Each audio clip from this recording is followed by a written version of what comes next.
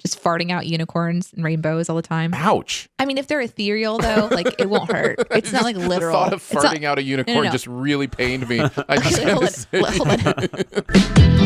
Welcome to Behind the Sins, presented by CinemaSins.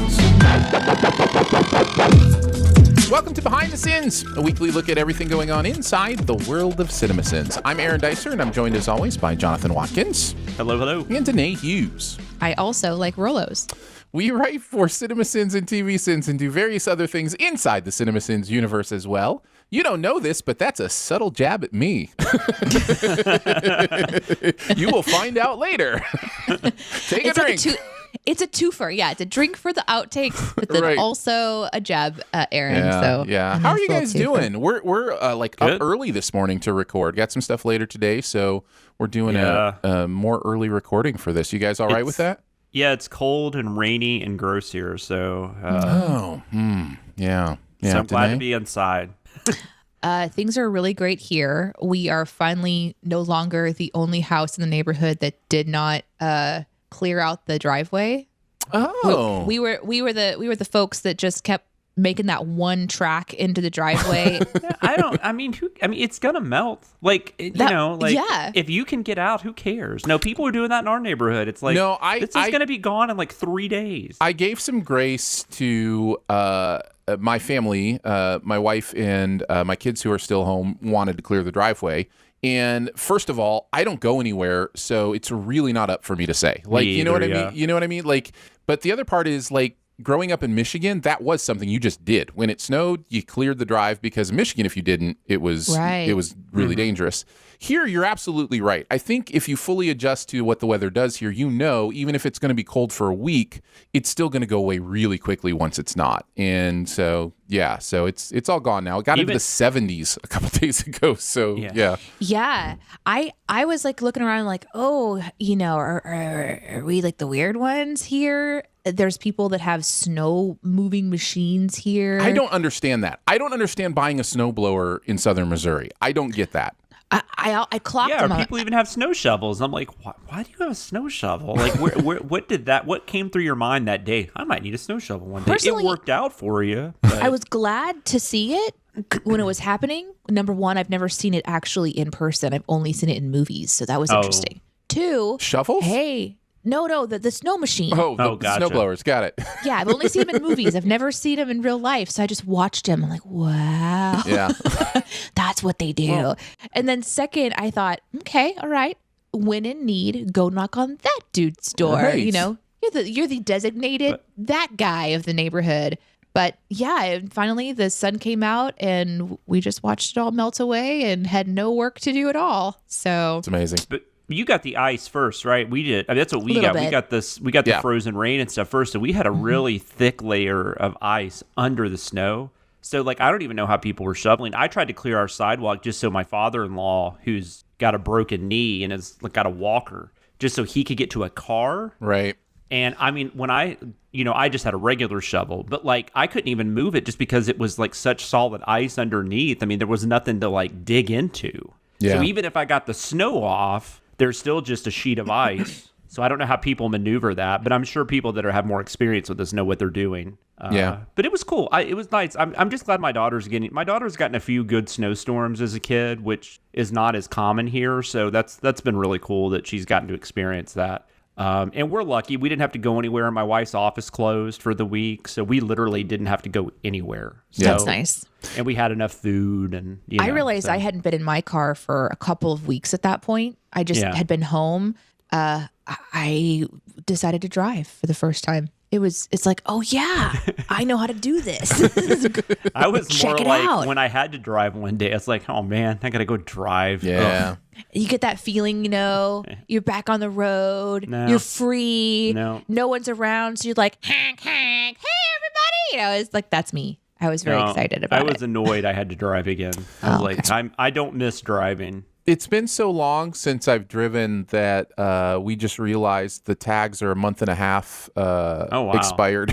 Oh, well, see, that's the thing. You really don't have to go anywhere. Your kids can drive and all that stuff. So, like, you don't have to take your kids somewhere. You don't have to, no. So I got to go do an inspection and go to the DMV and get new tags and all that fun stuff. But hey, I'm immune now. So, everything's good.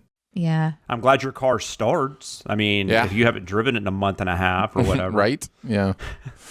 Yeah, it is definitely interesting times, but light at the end of the tunnel. I think that's truly not too optimistic to say there's light at the end of the tunnel of this thing we've all been going through, and that's really encouraging to me. I've been reading some encouraging studies, and it's just, I think you're talking about like just in general, just like in general, snow. just this thing we've all been going through for. I mean, most of us probably almost exactly a year. It was probably almost exactly a year ago that most of us heard about this pandemic for the first time, and then there were a couple weeks where it was like, oh, this is maybe gonna be a thing, and then like middle of March, it was like, oh yeah, this is a thing. Everybody hunker down, and then trying to figure out what it was going to be like, and yeah, the numbers are plummeting. New case numbers are plummeting.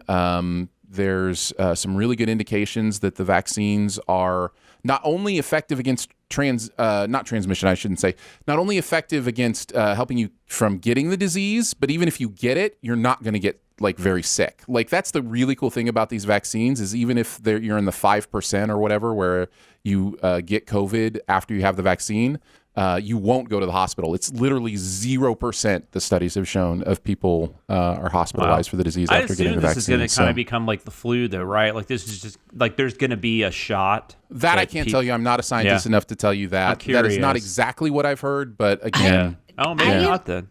I'm just surprised that this is the conversation we're having at the start of the show. This is super something that we usually do in outtakes. Like normally you're like, let's get off the shore. No, you're right, and now you're like, let's talk about all this stuff. Know. Well, let's talk about vaccinations. About let's talk about COVID. Let's talk about driving. We sound like the oldest people. I do want to say, when I was listening with the live audience last week, I was like, we sound like the oldest people ever. We're constantly talking about the weather. And then we're like talking about like, I don't know. I'm so happy to get my vaccination. Oh my God. I'm going to show my age and be on the Sins. It's going to be really fun. I did want to tell you about this. I did want to tell you about this goiter that I've had that I want to make sure you know about.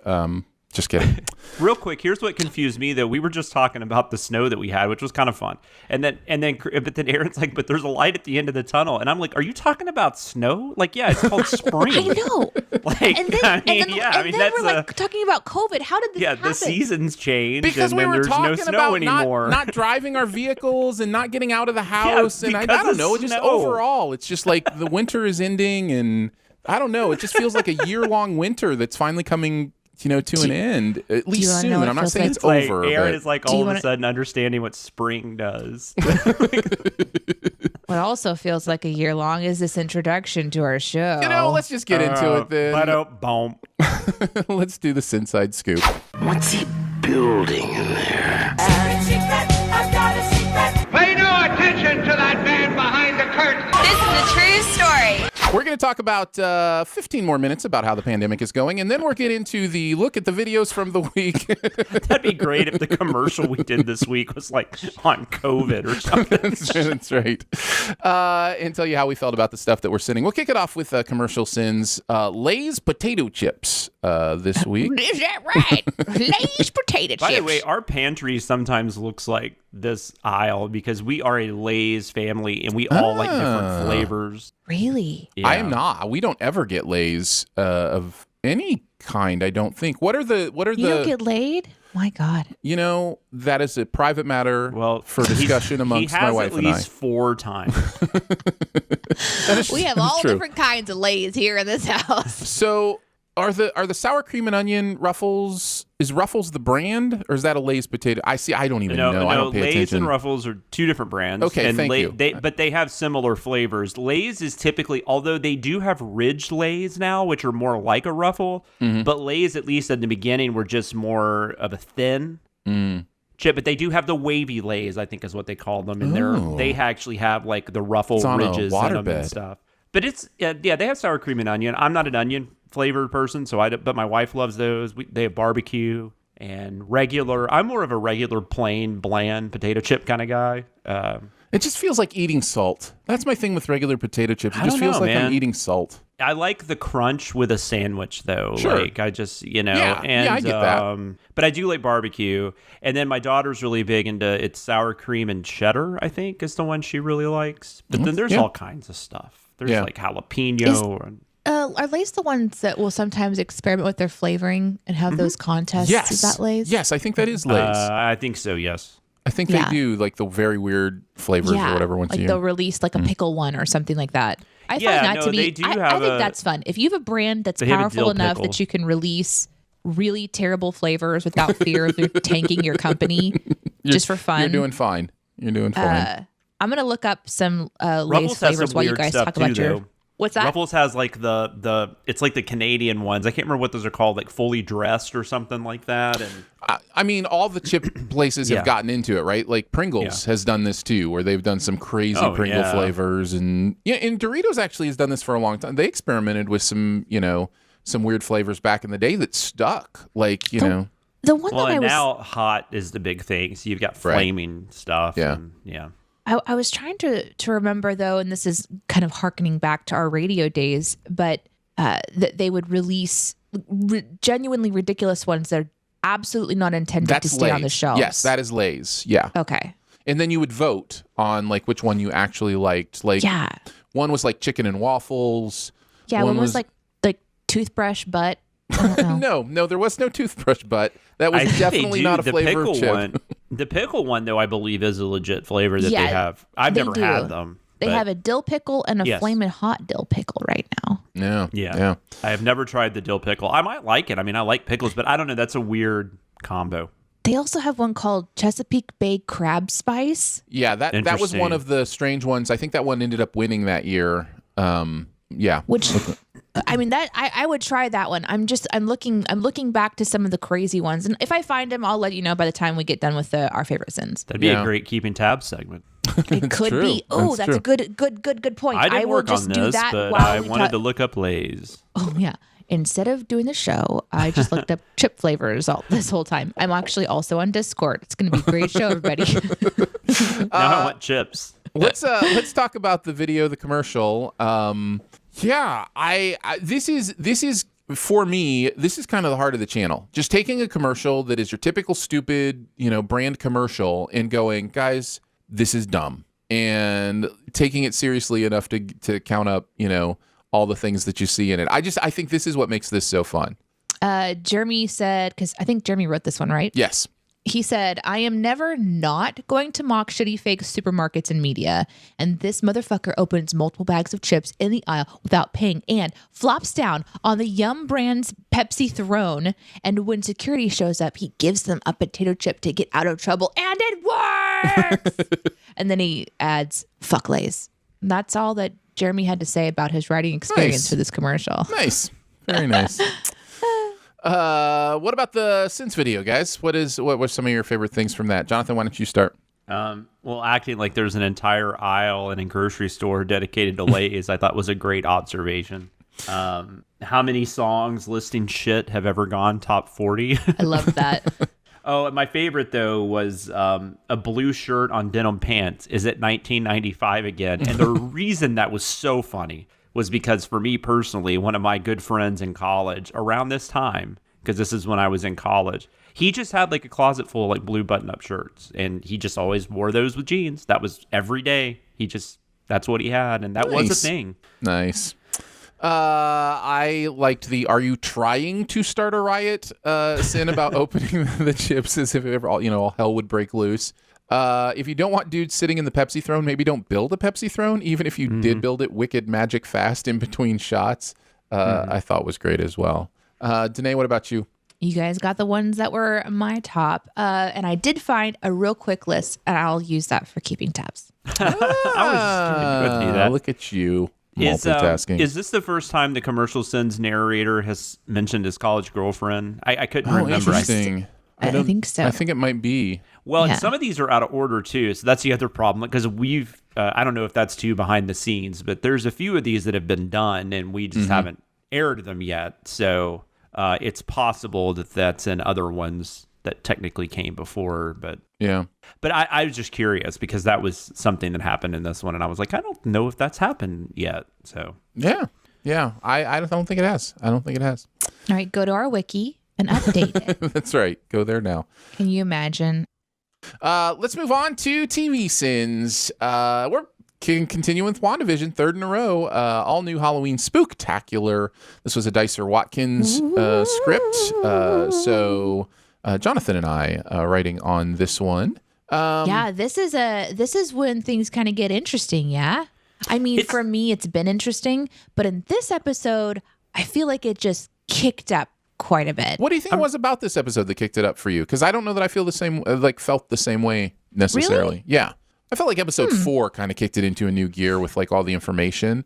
But yeah, I see what you're saying. Yeah. There were more reveals maybe in 4, but I think in this one is when we see like the ramifications of the people living in the hex. Sure. And it took the show in a little bit more towards, I'm going to say, horror genre. Sure. Yeah, there's some dark stuff. definitely dark. More than we've seen so far. You know, we're starting off with like this very, very light sort of like approach to like sitcom happiness.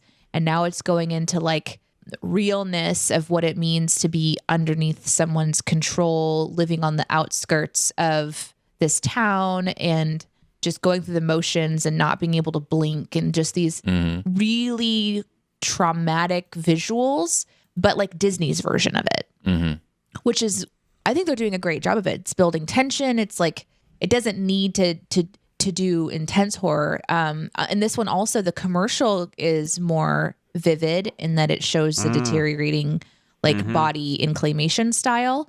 And as the show continues, it gets more and more serious. So it's kind of like, this is for me that tipping point of, we're going into the serious territory of, you know, the superhero movie. Like if you don't want your kids to see people dying, this is a good time to bounce on this episode, right? Right. Well, and this is the one where we see Vision taking more action, right? Trying to figure out what's going on. And we learn more about his knowledge, I guess, of At least everything. Maybe we knew that before, but at one part where he's like, what's the Avengers? I was like, did we know that he wasn't like... You're right. That happens in this episode where we really get to see that Vision isn't affected by the hex. He's not affected by whomever is controlling whatever.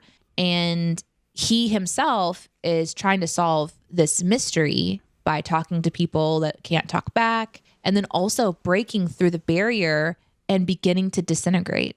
So it's you're realizing the boundaries of this world and what can and cannot exist within and without.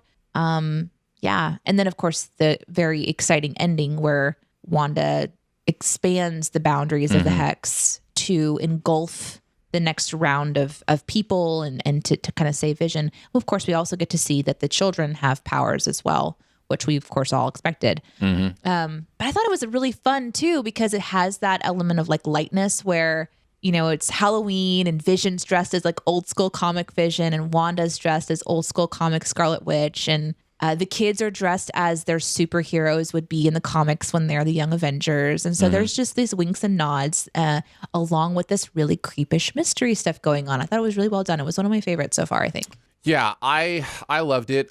We haven't mentioned that it is the Malcolm in the Middle episode, and of all the episodes, they basically skipped the 90s. Which, I mean, I was trying to think of what they would have used in the 90s, because most of the popular sitcoms in the 90s weren't like family sitcoms. I mean, I'm sure you could find some. We talked about Home Improvement, like maybe that might be the one you could go with. But that also kind of feels like an 80s. Like 80s and 90s are not. I mean, they are different, but like I get why I can see why they moved on to just do this, and it worked. It worked really well. Yeah, no, the Malcolm in the Middle thing works really well. I was going to say, other than maybe the first episode, this is the most specifically about a show. Yes. You know, the first one is very specifically Dick Van Dyke, obviously. This one is very specifically Malcolm in the Middle. And so that, to me, that's fun, because then you get to really play with, you know, the parody and all that kind of fun stuff. There's a shot a split diopter, if you want to get technical about it, shot towards the beginning where new Pietro is laying on a couch with his face right in the foreground, and then the kids are arguing in the background, and they're also clear. By the way, if you don't know, split diopter basically means you split the camera halfway so that you can focus on something in the background and in the foreground. Interesting. And you can actually see those because there's a blurring effect in the background on one side that just ends as you go to the other side. Oh, interesting. Thank you, Orson Welles. Yes, yeah, exactly. But that is a very typical thing that Malcolm in the Middle would do with those like faces right in the foreground while stuff is going on in the background. He was very much the older brother character from Malcolm in the Middle. It's just the talking to the camera. I really enjoyed all the Malcolm in the Middle stuff as a fan of that show. I'm really curious if this was actually supposed to air at Halloween though, because I think COVID probably did set this back a little bit, but it could have just been whatever because they were just wanting to do like a special, like a holiday special. No, Jonathan, I wonder if you're right. Because why not go Christmas? Well, yeah.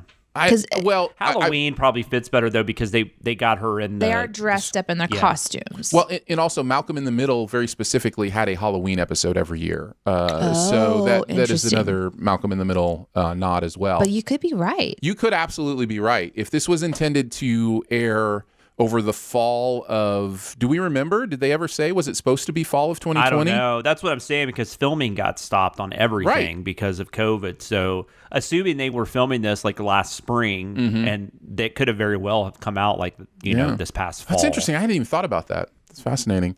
But it would have ruined our sin about Halloween episodes in February. I am still loving this show. I don't know that I need to say it, but I'm absolutely all on board this show. Having a great time. Another good episode. Yep. We want to go into the Sins video today. Why don't you kick us off? What were some of your favorites? I really enjoyed the water balloon one. I didn't write on this script or shadow on this script, so I kind of got to take a break. But as a Sins writer, you never take a break when you watch things.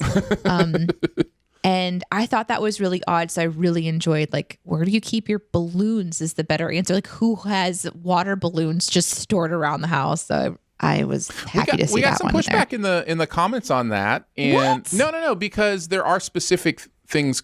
There are specific balloons made to be water balloons. I do remember those growing up now that they mention it. But yeah, so it wasn't asking like where are the already filled balloons of water. It was asking, where are your water balloons? Like you would ask, where's your silly string or, that kind of thing. So yeah, it's interesting. Yeah. I love the Sin. I mean, it's super cool that Tommy has super speed, but he was only able to get 2 candy bars. Lame. It was good. That's really fun. The lead-in on this one was how no one leaves. Wanda won't even let us think about it. And the Sin is, but Wanda will let you think about thinking about leaving. It's so true. That's really, just one really of those things like, and this WandaVision isn't the only one guilty of this. I mean, it's just one of those things when you have people that have lost memory, and I don't know. It's just when you start breaking it down. Well, and then, to the levels that we do, it's just like, there are spoiler reasons that makes sense too, that she would say this line and things like that. So, and then the other one that I wrote down was the energy inside has rewritten your cells on a molecular level twice. It's changing. This is when Darcy is warning her. And the Sin is just like mutating them. Just say it, Marvel. Say it. Just this dramatic delivery was really fun to listen to. Yeah, we had that, and Aaron wrote that, and the thing about the Fantastic Four, and we went back and forth about whether we should have both of those in there, but I'm glad we kept them both in. I think it worked. So. Yeah, I think that what we're doing with the narrator here, and what we've kind of stumbled on, is this idea of the fanboying, fangirling of a content has become this thing where the show owes you something, and so there's this idea that the narrator is like, come on, Marvel, quit teasing me, you owe this to me, and so we've written several Sins about this idea of the tease being not fair and tell us now, and I think that's been a fun thing to kind of discover. That was all for me. Jonathan, what about you? I like any hot diggity dog reference. I'm down for. I think it's interesting too. Is just as someone with kids, like if you have kids, it's just funny to think about like the music and the things you've seen or heard the most in your life, at least since you've had your child, and it's like I know more about that song than I do like any like current pop singer. Great. I've sung and heard that song so many times in my life. And what's really funny about that one is that's the House of M one, right? Right. Yeah. Are you talking about that one too, Aaron? Yeah, I actually have some stuff on that in so keeping tabs, but not stuff that we're going to talk about here. So go ahead. And I remember that was one where Barrett was just. I think Barrett was the one that was on this one, and he just was just like nice. Yeah. But then I think people missed that we understand that House of M is a different reference.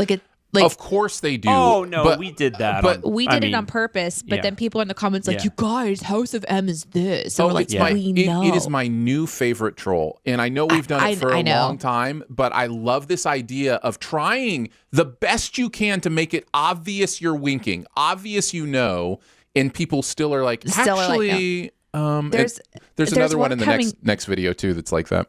And then when you explain it, they're like, "Oh yeah, but they're just gonna say that they did that on purpose." Right. Well, we did. I don't know what else to tell you. House of M came out of nowhere. I really thought that was House of Mouse. Come on, guys. I mean, really? If we're sitting House of Mouse based on a mom tattoo, that's a big stretch. Right. We are clearly anyway. But there's one that I wrote on an upcoming script where a character touches another person's body parts without permission, and I say that he's touching her sternum. Yes. And I'm just like, I am so excited to see the comments. Like, he didn't touch her sternum. He touched her boob. I can't wait. So that I can be like, yeah, I know. Yeah, I think I mentioned this last week. I just did I did a sin where I called it Weezer's Africa.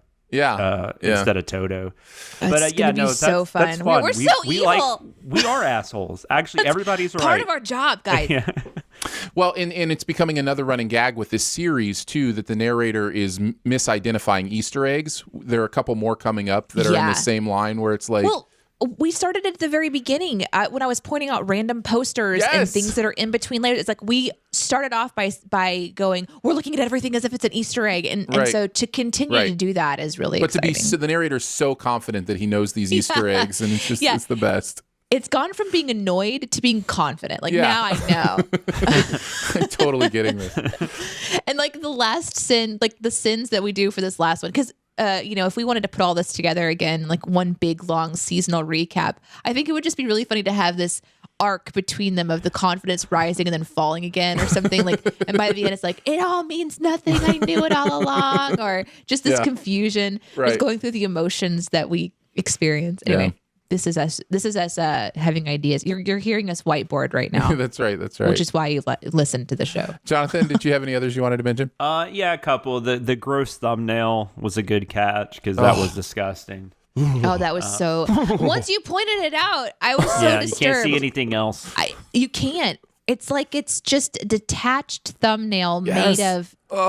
It's like pudding or something. It's because just this. It's revolting. It is. I was just focused on him not being able to get the thing open. I didn't even notice the thumbnail because I thought that was hilarious. Because I've tried to open a lot of that kid shit and it's awful. And it's just it's very possible that would happen if I was stranded. The extended driveways, I just thought that was a pretty good catch too. Those were crazy long. They really were. I didn't notice that until it was. I didn't either until Aaron pointed it out. I just in that sin calling it the history of sack bottoms because the word cul-de-sac literally means bottom of the sack. So that I did not know that. So that I didn't either until this script. Yeah. The things you learn, the more you know. Toothpaste sauce. I thought was funny. And I know lots of people have lots of toothpaste sauce gather at the corners of their mouth when they're brushing their teeth, but you're doing it wrong.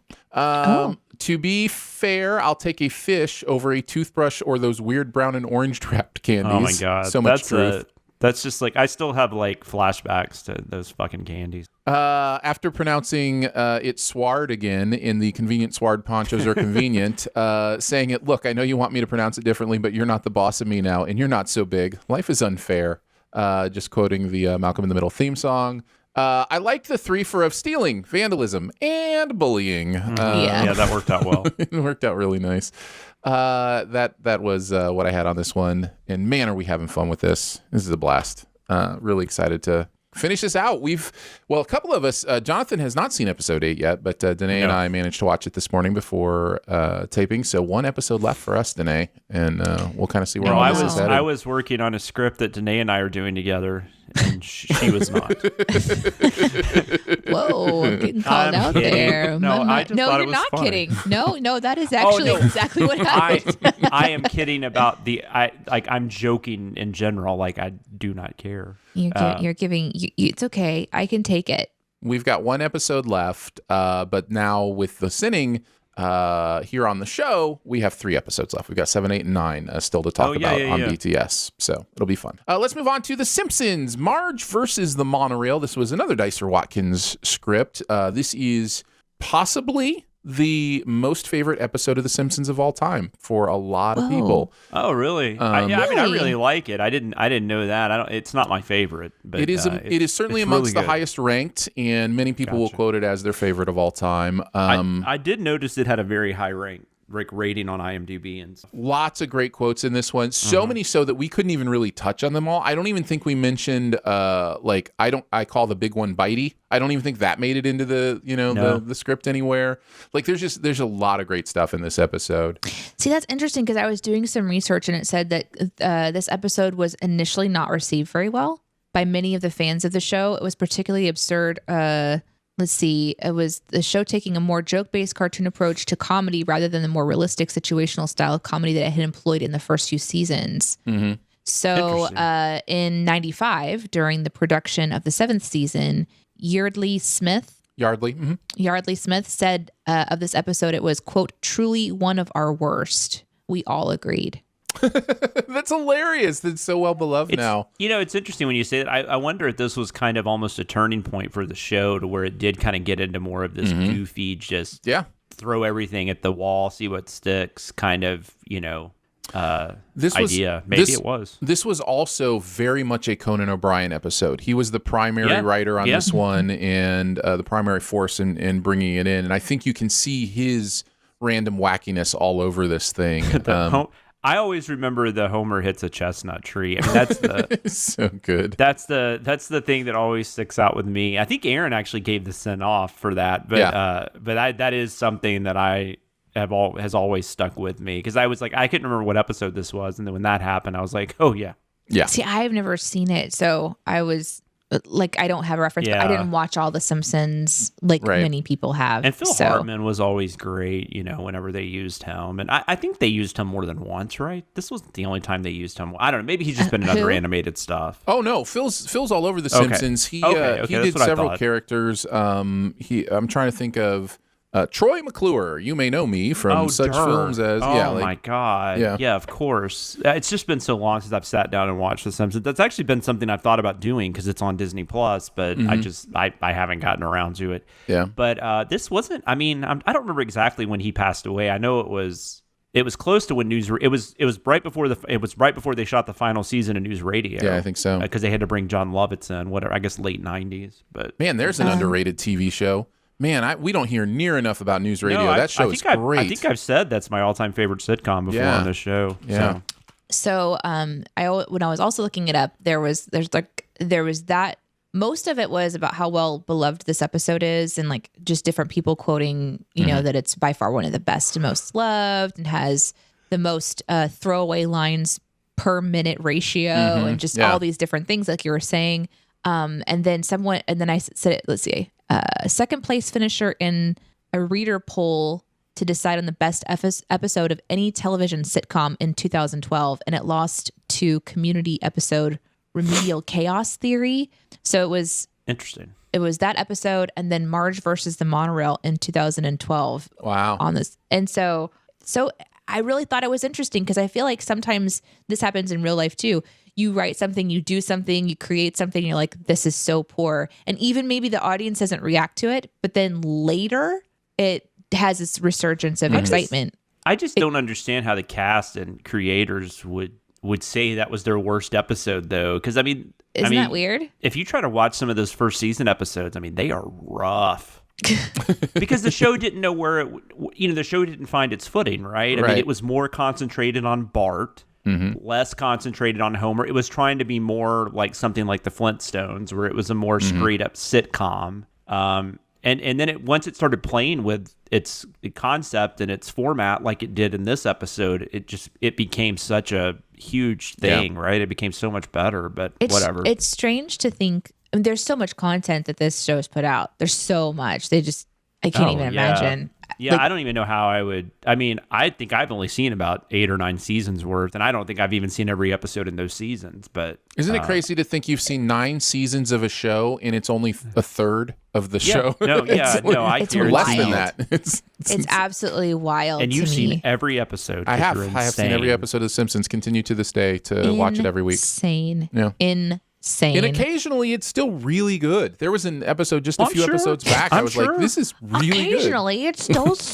super. Yeah, I have not really watched Saturday Night Live this season. I don't know what it was about it, but something's not clicking with me. I'd watched Saturday Night Live religiously for like the last 15 years. And just this last like season and a half, I've just been like, I don't know that I can do this anymore. More SNL talk coming later in the show. Nice.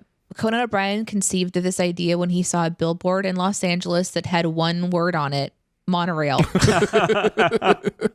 And that's all you need to know. That's all you need to know. Danae, what about the sins? What were some of your the sins you pulled out of this one? Where did I write it?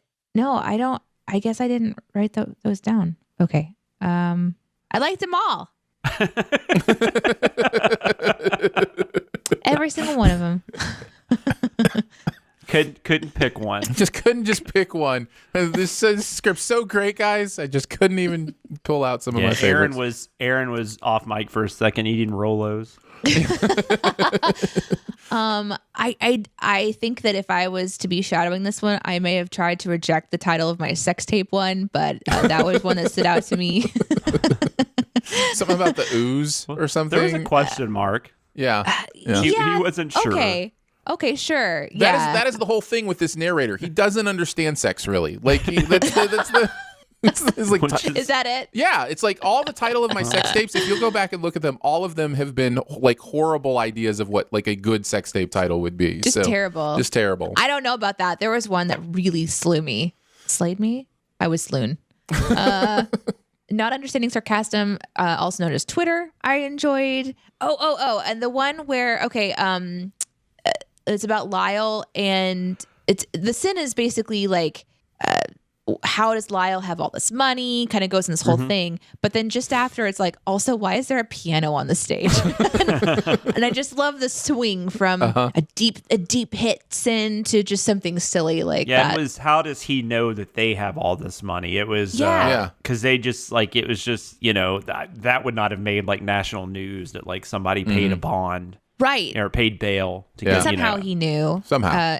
And he's some kind of a swindler. Obviously, he's done this before, but then it just swings over to this. But also, why is there a piano on the stage? Okay, those are the ones I wrote down. I wanted to mention, this is maybe the most political joke I've ever done in a script. But the scene, basically the screen has the justice symbol and it says, injustice for all, And the sin was, at this point, let's just go with some.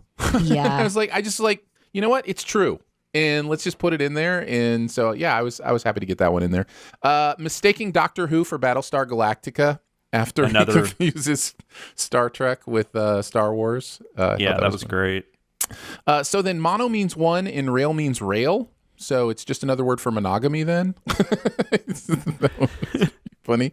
Let's see. Simpsons gives us the Charlie Brown origin story without having the decency to do a cutaway parody, and Family Guy the joke right into our face. And yes, this is a sin on Family Guy in a Simpsons episode. You knew who we were when you clicked. I like that one as well. What about you, Jonathan? I almost said you're simply toothpasting wrong, but I was looking at the wrong thing. That's right. No, I had just a few that you guys haven't mentioned. Whose name is not Grogu Grogson? Grogerson was great. I figured Aaron would bring that back soon, and he did. Absolutely. I already thought of that and decided I didn't care. The narrator realizing that he might not be right, but he just didn't give a crap. And then I just love Aaron saying he's seen Friday the 13th, Part 8, Jason Takes Manhattan twice. Yes, of That's course. very funny. It is very funny. That's one of the movies I was glad I always joke about that one because I'm always like, I've only seen like, the Lord of the Rings movies once, but I've seen Friday the 13th Part 8 like 30 times. So, whatever that says about somebody. Yeah, we've all got our things. We've all got our stuff. Let's move on to music video sins. Jojo Siwa. Jojo Siwa with Kid in a Candy Store. Jojo. I take you to the candy shop. What did Barrett have to say about this? Because I noticed something interesting about this, and I wondered if he was going to address it. But go ahead and let us know what Barrett had to say. He said the Jojo Siwa video, actually he just said the Jojo video is fun because her videos are fun. She's a unicorn, someone who has a lot of confidence at a young age and seems to pretty much be beloved across the board. Any haters can kiss my ass. The song is fun. It's shouty and not her best, but she was a tween when this came out, so I understand just having fun. A bit of real ass BTS though. Our video has the comments turned off, not by us, but by YouTube themselves. The shade. That was me reacting. That wasn't something he wrote.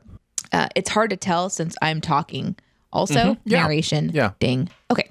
Actually, it's not narration, is it? It's reading. Ding. Yes. Yeah. Every week, y'all ding me every week. He continues by saying, it was apparently due to having minors in the video, which is ostensibly a blanket policy that they've enacted fairly recently. YouTube's mandates are sometimes suspect, but I'm perfectly fine with this decision. Even though Jojo is older now, she's still a teen. And this was, I think she was around 13 or 14 when she did this. So I'm good with it. Having said that, the gum in this video bothered me. Why is there so much gum? Who mixes gum with ice cream?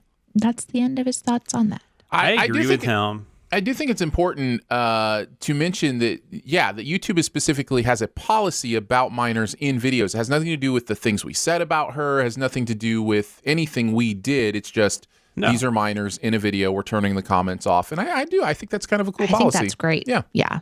I actually really like that a lot. Yep. I do too. I agree with him on Jojo though, which I've listened to a lot of Jojo because my daughter has been a fan in the past. And there is something, it's not for me. 100% it's not for me, but there is something kind of infectious about her nature.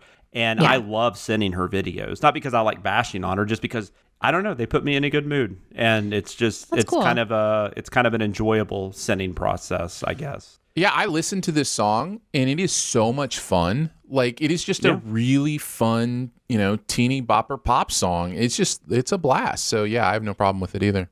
So yeah, I think if we get into the realm of artists that Iris will enjoy, I would be okay with JoJo being one of them. Because she's infectious, and I love watching her in interviews too, because she's thoughtful and she's aware that she's grown up in the limelight. And I'm really curious about her. And there's some others that I'm also curious about as well. As they grow up, I wonder if we'll get more like documentary style conversations. I remember the first time I watched Dance Moms, for example, when it was on whatever channel it was on. Mm-hmm. And I was watching these kids and the parents, and I had the thought, fast forward 20 years, I want to see what these kids are like. I want to see what they have to say about their experience. So it's interesting to kind of now see them getting into their 20s, where that's that breaking point where you're really moving away from family and definition of like who you are in your family environment. And you're kind of able to be more independently yourself and have the confidence to do so. And obviously a lot of those younger, dancers who also have careers now, like JoJo herself, they're going to continue to use their platform to make a career, and they should. But I am curious, as they continue to age, if there's going to be conversation about what it's like to have your youth be a reality TV show on top of a competition for dancing. And this is my quick evaluation is that, JoJo and JoJo's situation, I wonder if like her parents kind of got her out of some of the more toxic dancing situations to kind of develop her own thing that she wanted to do or that her parents were comfortable with her doing. And they took more control of her environment because she just seems genuinely enjoying her life. And you can kind of see it in what she's putting out there. And I hope it's genuine. I really do. I hope it's not something that she feels she has to fake. But she's just recently come out as gay. Mm-hmm. And I watched her interview with late night show. What's his name? Well, Jimmy Fallon. It's probably Jimmy Fallon. And it was just real brief. It wasn't anything major, but she just genuinely seemed to be fully happy to be herself. Again, she just consistently shows that she's present and aware. And I love to see that. I really do love to see that. No, I agree. You don't know how much of it's like a character she's putting on, but hopefully that's who she is, or I really hope that's some true. form of that. And she's 17 now, so it's going to be interesting to see the next few years what she evolves into, I guess, because she's getting to that point where she's going to have to make probably some decisions, kind of like Miley did, and and what she wants to do with her music. And I don't know, can she do like a Miley Cyrus thing and have like a successful adult career as well? I think she can, if she wants to. She might not want to, Yeah. She does that YouTube video too. She does that YouTube channel where I think she has something every day, I think, or something crazy like that. Like, she works her ass off. She really does. And that's the thing too, is like her youth is a job. Like, she's had a job for a long time. Yeah. And I don't know, but there's this element of her that just exudes youthful energy and just unabashed excitement and joy. And that's something that I hope is so genuine for her, because that's a special thing that you get when you're a kid. I hope not everyone has that. And I recognize that, but like, that's something that you want to have some memories of just unabashed freedom and carefreeness. And that's something that she's like promoting in her pop songs and stuff. So she's just kind of creating that environment. And I really do enjoy that. So anyways, I think I've talked about that before. So sorry if that all sounds familiar, but I just think it's fascinating, the idea of child actors and child personalities and social media stars and children on TikTok and things like this, where parents are able to create income streams. And I think about Iris, or for you, Jonathan, like, you have a child that's a competitor and could turn on a camera and potentially have an audience. And so it's wild to think about that stuff. She wants us to do that. And I'm like, I don't know right now. Yeah, it's fraught with all sorts of conversations. It does. For sure. But yeah, no, I agree with you. I think JoJo gets lumped in, unfortunately, with a slew of reality type people that maybe aren't as genuine. Just because people just assume something without watching her. I think if you watch her for 10 minutes, you're going to be like, she's completely different than most. But yeah, she's very consistent in what she releases. And I don't know, it seems like she's got support from her parents somehow, to just have the confidence to do what she's doing. So seems like it. Yeah, for sure. Especially with her mom. It's an interesting story that continues to repeat itself with differing results. Both Brittany and Christina were on the Mickey Mouse Clubhouse. You know what I mean? Like, Ryan Gosling. I was thinking of Katy Perry. Also started when she was young, and I remember in Christian radio getting Katie Hudson's CD. A lot of people don't know that she was sent some singles out to Christian Jennifer stations. Love Hewitt. I mean, Alanis Morissette on her latest album, she's got a song where there's a lyric in there. It's something like, I've been working since I was, like 11 or whatever it was. I can't remember what the exact line is, but she refers to that like, just having that type of career where you started so young. I'm honestly not sure how I feel about it in many ways. You know what I mean? Like, I wonder if, I don't know what you can do. I don't know that you can keep children from performing. We need child performers, and need is a weird word, but like, if you're going to tell stories with children in them, you need actors who are children. Absolutely. So it's one of those things where it's just like, it's not like you can outlaw working in the entertainment industry under a certain age, but at some point, like, navigating that is so tricky. You guys have seen that Demi Lovato is coming out. Right. With her documentary that's very clearly going to go into some dark stuff. And she's been a child actor. She was in like stuff really early on as well. Well, so Billie Eilish's documentary came out this weekend. Well, and I'm sorry, I forgot the actor's name, but the one that's recently come out about her issues. Well, of course, this is when she was she was a little older, but the stuff with Marilyn Manson. But she was in that kids documentary that Alex Winter did. Oh my God, what's her name? Yeah.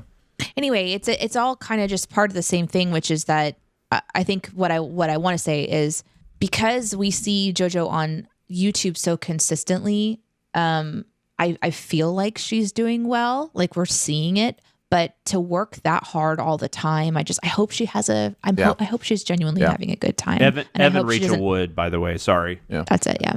And I hope she doesn't have a jumping off point like we see with others who go to dark places to find control. Mm-hmm.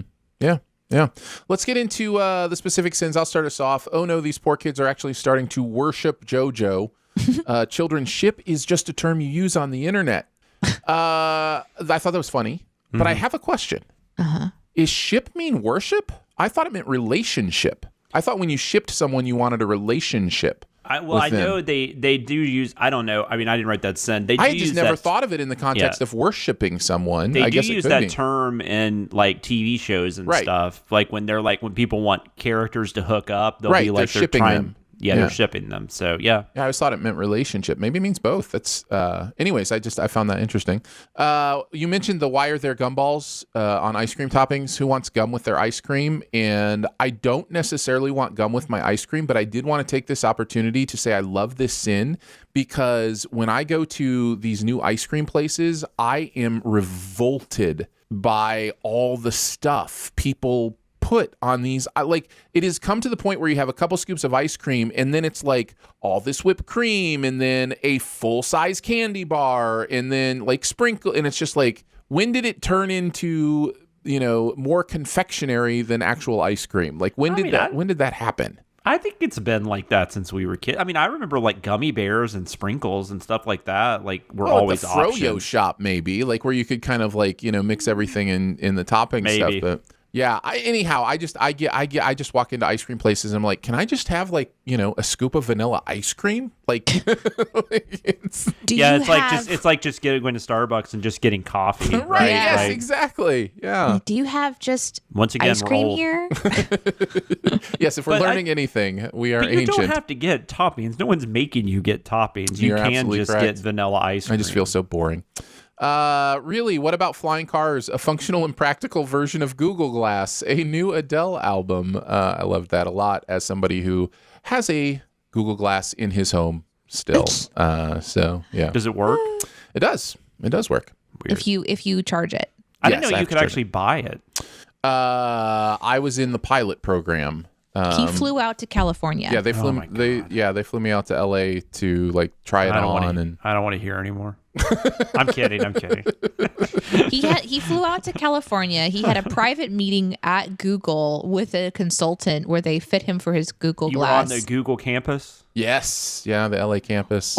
We were actually just looking at old videos of Aaron and I when we were in the radio days, where he put the Google Glass on and was recording videos while we walked through crowds of people and all this different stuff, and at concerts, and they're coming up and talking to us about the show, and they're like, "We love your show. We're such big fans." Whoa, is that Google Glass? So how did that never become a thing? Was it just price point, or was it as somebody who had one? I can tell you exactly why it never became a thing. Too many issues. No, it is too conspicuous.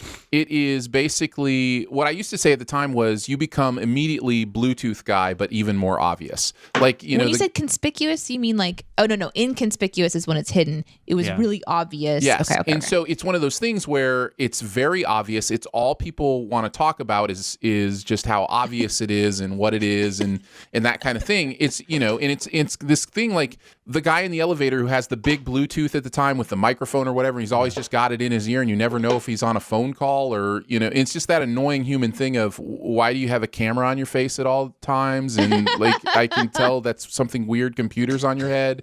Like, so it's so once it is built into actual frames, it won't be an issue because you won't see it. It won't be an issue because it won't be something that people are, just constantly wondering about. And I would do that. Why wouldn't I do that? I'm already wearing glasses, right? Right. So if it's just something.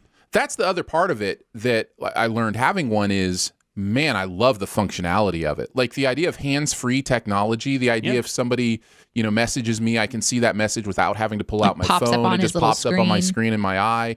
Like that stuff is really cool. And I think there will be a place for it when it can be less conspicuous and not something that's just people look at as annoying and weird. Yeah. Like 98% of the videos of him wearing Google Glass is explaining Google Glass. Including when I was at the Critics' Choice Awards and Seth Rogen was like, is that Google Glass? Like, yeah. You're like, and then I want you to see me, Seth. Talk to me. I'm a real person. I'm not just Google Glass guy. Then he followed it up by flipping off the Google Glass and saying, F you, Google. Oh my God, that's funny. Yeah. Anyway, back to the show. Thanks, Google Glass. Danae, what did you have from this one? I loved how he got to point out how much he appreciates the capitalization of the song title, but then goes on to point out that there are other words that shouldn't be capitalized. That's right. It's never good enough really for Barrett. Funny. Never good enough. Nope. The WandaVision Sin was exciting to see that she's going to be cast as the MCU, which I'm all for that. I think if there's a superhero in the MCU whose powers are just eternal happiness, she'd be great. Just farting out unicorns and rainbows all the time. Ouch. Sorry. I mean, if they're ethereal, though, like it won't hurt. It's not like literal. The thought of farting out a unicorn just really pained me. I just hold on. In my imagination, they were like poofs of air. Okay. Very like they don't spiritual form weapon until style. After they come out of your anus. Very spiritual Guardians, Dungeons and Dragons 5e style. Do you remember the little like tablets that like you put them in water? Yeah. And they turned into like a foam dinosaur? Yeah. But I didn't Some say sort like of unicorn suppository is what we're Do you remember that though? You know what I'm talking about? Yeah. Okay. Yeah. That was the height of technology at one point. I didn't say birthing them. I said anyway. That's right. That was the coolest thing the nurse would give us to them at school. They were awesome. Yeah. The mystery of what they would turn into in warm water was fascinating. The large gummy bear sin I found to be really, really fun. Oh, and then the final sin of the adult supervision was great. I just liked having Barrett. I don't know why. It just struck me as really funny after I wrote it. I was thinking about Barrett saying Goosebumps 2, Haunted Halloween. Like the whole thing, like 2 or 3 times. Yeah. And it ended up being as funny as I thought it was going to So, be. Jonathan, you wrote on this one. I did. And you do write write occasionally on MVS. You should let me know when you've written on the MVS so we can kind of put it in the notes. Just because it's not something that's like necessarily in our line of sight. I just know you guys cooperate on some of them. So we do when it works out, and So it's about like every third one or so. I'm on at some level. I actually wrote this a few weeks ago. This was one that was going to come out a few weeks ago, and some other things became available that were more pertinent. So we pushed this back because it was a little more, all of whatever you call that. Evergreen. Yeah. All right, let's move on to CinemaSins Donnie Darko. This was a Scott Scher script, Jeremy and Barrett writing on this one. It has been a while since I've seen this movie. Me too. Me 3. But and when you say a while, Danae, do you mean an eternity? Do you mean you've never seen this movie? It's been bleep years because that's how old you are?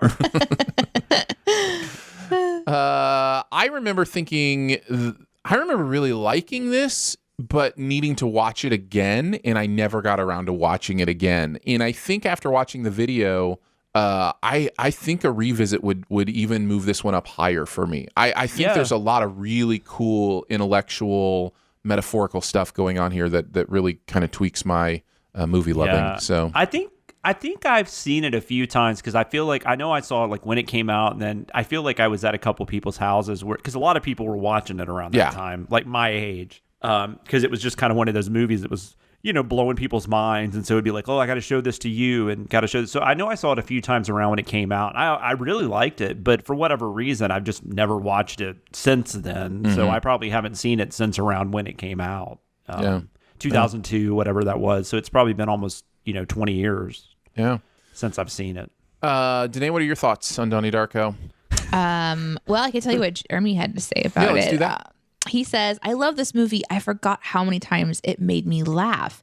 This time we send the director's cut, which I had never seen. And this version definitely explains the movie better, but also feels a little long. I'm always going to be troubled by the motivational speaker ultimately not getting busted for his kiddie porn ring. I'm sorry, what? Yeah.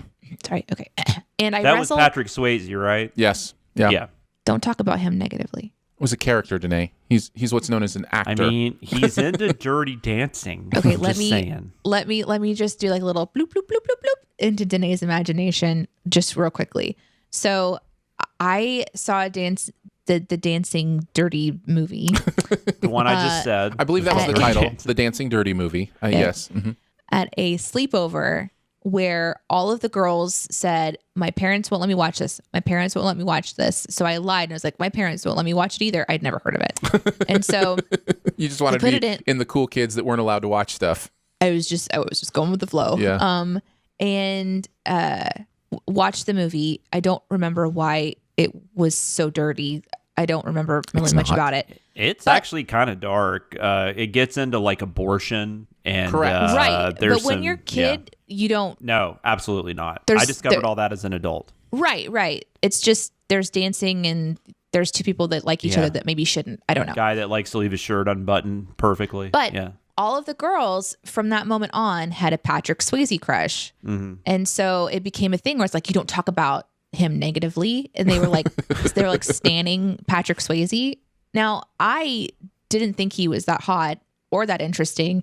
So I just went along with it. I'm like, yeah, we like that guy. So anyways. But you and Justin do the dance all the time where you jump up and he catches you. And Yes. That's actually why I had to have a haircut, an emergency haircut, because I got caught in the fan that one time and my hair got wrapped around one of the blades. And it was.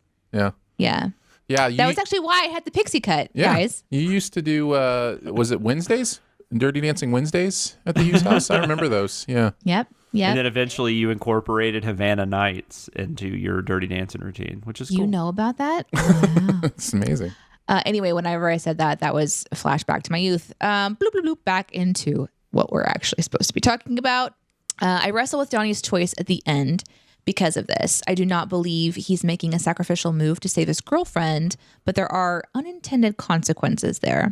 Some pretty terrible therapy here as well. Hypnotism definitely is used, but most movies like this one make it seem like magic. And this therapist lets Donnie get his pants all the way undone and shove his hand down there before she snaps him out of it. What the fuck is this movie? All right. He says. Then she goes and tells his parents everything he says in therapy. I hate her. My favorite sin that I wrote was the Happy Gilmore reference with a rabbit on the golf green. My favorite sin I did not write was this one. Quote, for 2 years, I thought it was normal for a 10-year-old to wet the bed. Unquote. Wait, and then the sin is, wait, how long has this kid been 10 years old? Yeah, that was funny. It's so true. That went down. Well played. Barrett says, I rewatched Donnie Darko before we interviewed Richard Kelly, and I remarked to Chris and Jeremy how I legit thought it was a great film. So I remembered that going into the sins process, and that allowed me to get kind of silly. I also finally read a little bit about the dimensional ramifications of Donnie's actions and paid a lot more attention to the shots of the book pages, and it made total sense to me. Did Donnie have to sacrifice himself? I don't think so, but that's what's fun about this story. There's still a little room for debate. My favorite sin was acknowledging that it did make a certain amount of sense and turning that into an excuse the Darko kids used to fix the house after the party they had. Anyway, great movie, fun writing process, silly sins, killer rabbit, what's not to love. Also, those freaking kids in that Jojo video need to get some perspective. They're at a candy/ice cream shop, and they look bored as hell before Jojo walks in. The hell is that? They had milkshakes right in front of them, and they're making it look, and they're looking like someone ran over their puppies and fuck Leis. Such an ass. He didn't even write on Leis. Nope. But he is absolutely trolling us. Yeah, he for certain is. Expert level. Let's go into the sins. Jonathan, why don't you kick us off? What were some of your favorites? It was a Darko and Stormy Night. I thought it was really a good start. throwing your vote away was funny, but also because I remember like nothing about the story of this. I knew there was time travel and stuff like that. I knew there was a creepy bunny, but I don't remember a lot of the specifics about the movie. But I really remembered that Dukakis line. I have no idea why. I remember that Dukakis line, but it was like 18 years ago and I was watching it again. It was amazing. Crazy. Get Better Lamps.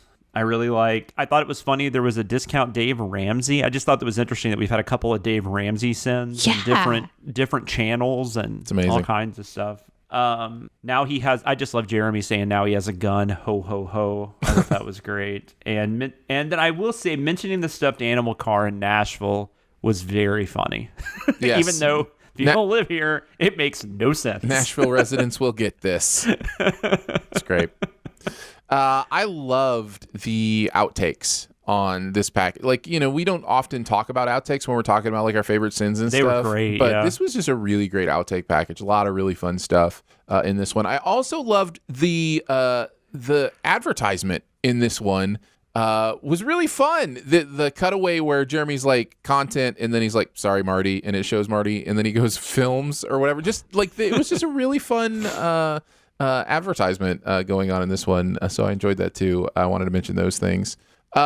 He's watching TV, but he turned on 2 lamps directly over his shoulders. Does he like glare? Because this is how you get glare. Thank you. I appreciate it. Let's see, breaking and entering. Who enforces the laws with time-traveling rabbits? Is it Jean-Claude Van Damme? I hope it's Jean-Claude Van Damme.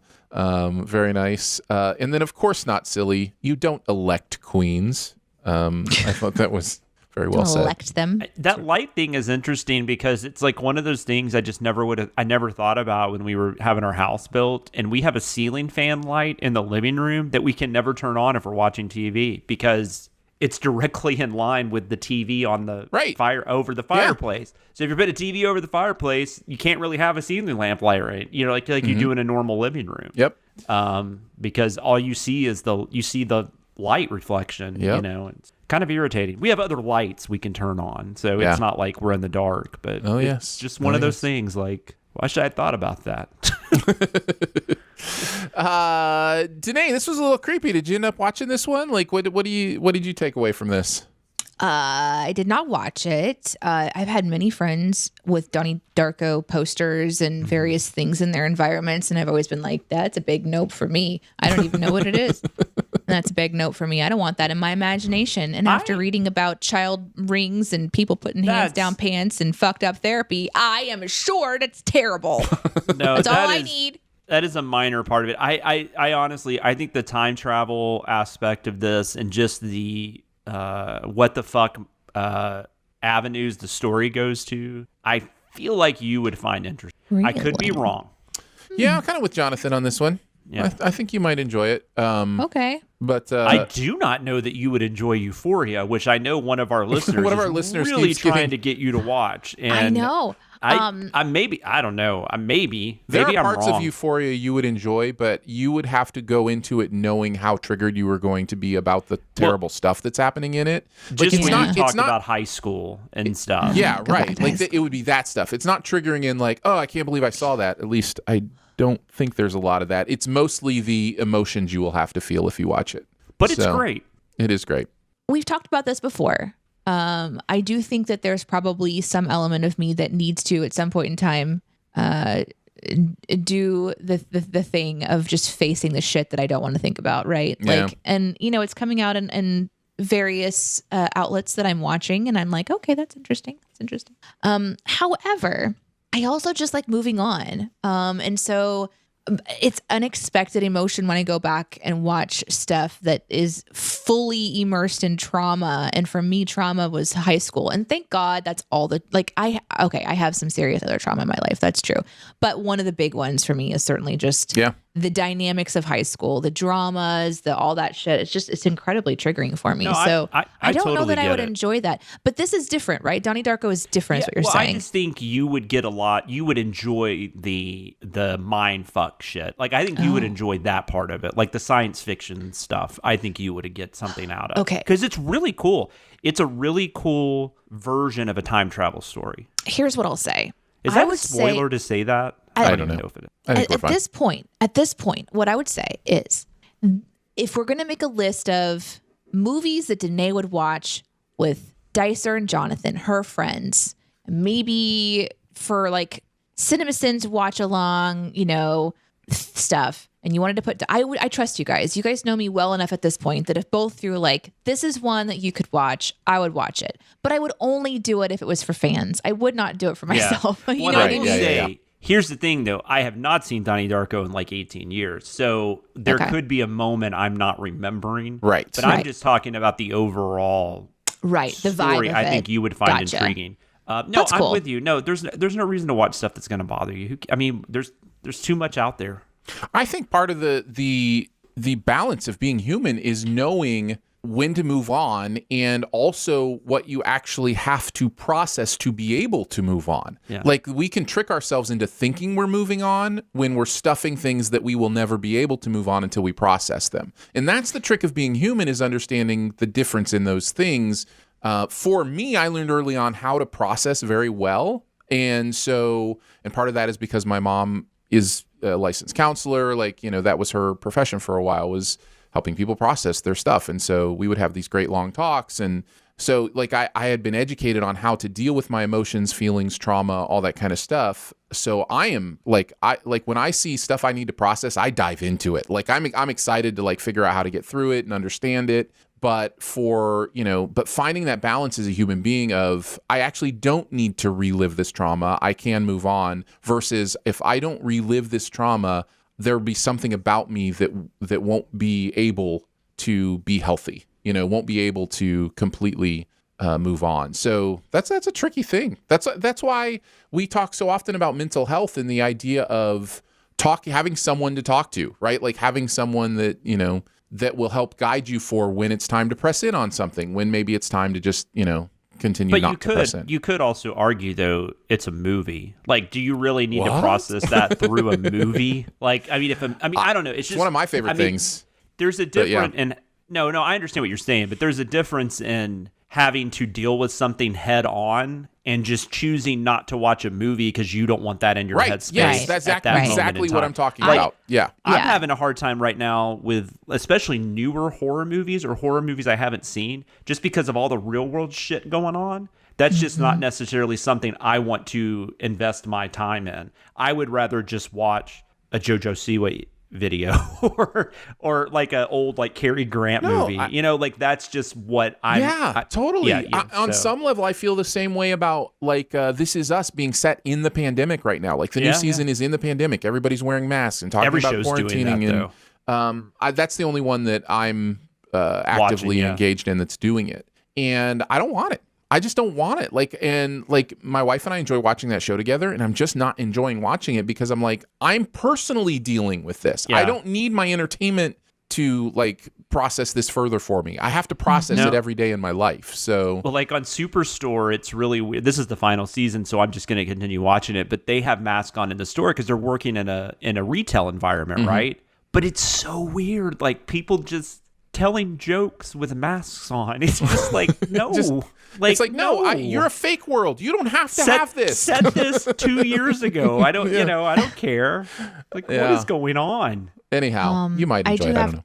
I do have to say that while you were giving this incredible insight, I decided to check out and go on to Discord and just be chatting. So I appreciate your advice, whatever it might have been. It sounded great. Fair enough. No, my advice is never great. Ask my daughter. Just the meta-ness of the fact that you would check out and not pay attention to a conversation about when to check out and when to pay attention is just absolutely beautiful. By the way, I'm having one of those weeks where, because we're trying to get my daughter to the end of 4th grade, and things are just so weird right now. Like I said, in the real world, like everything about this school year is so bizarre, right? Just because of like people trying to figure out what they need to do to get through the pandemic, and how do we need to, do people need to be at home? Do they need to be at school? It's just been so insane. I can't imagine how that is to a 9-year-old, right? Yeah. So I'm having one of those weeks where I'm just like, am I screwing up my daughter? That's been my week. So also that's known fun. as parenting. That is just like, is she gonna be okay? And like, I'm trying. I promise I'm trying not to screw you up. All right, let's move on to Snakes on a Plane. Speaking of disturbing things, this is an Atkinson Watkins script. Of course, it's ridiculous. It is purposefully like the most over-the-top thing it can possibly be. But nonetheless, it is, if you have a fear of snakes, especially, there's a lot of stuff in this that's... I do kind of have a fear of snakes. This movie doesn't bother me, though, because it's not hard to scare me if you have a snake in a movie, but these snakes look so stupid. Like, they just don't... They just don't look real. It's like if, I don't know. My brain is smart enough to do the math and be like, but if that was a regular snake and it did do that. Yeah, absolutely. Like, there's some nightmare fuel in here.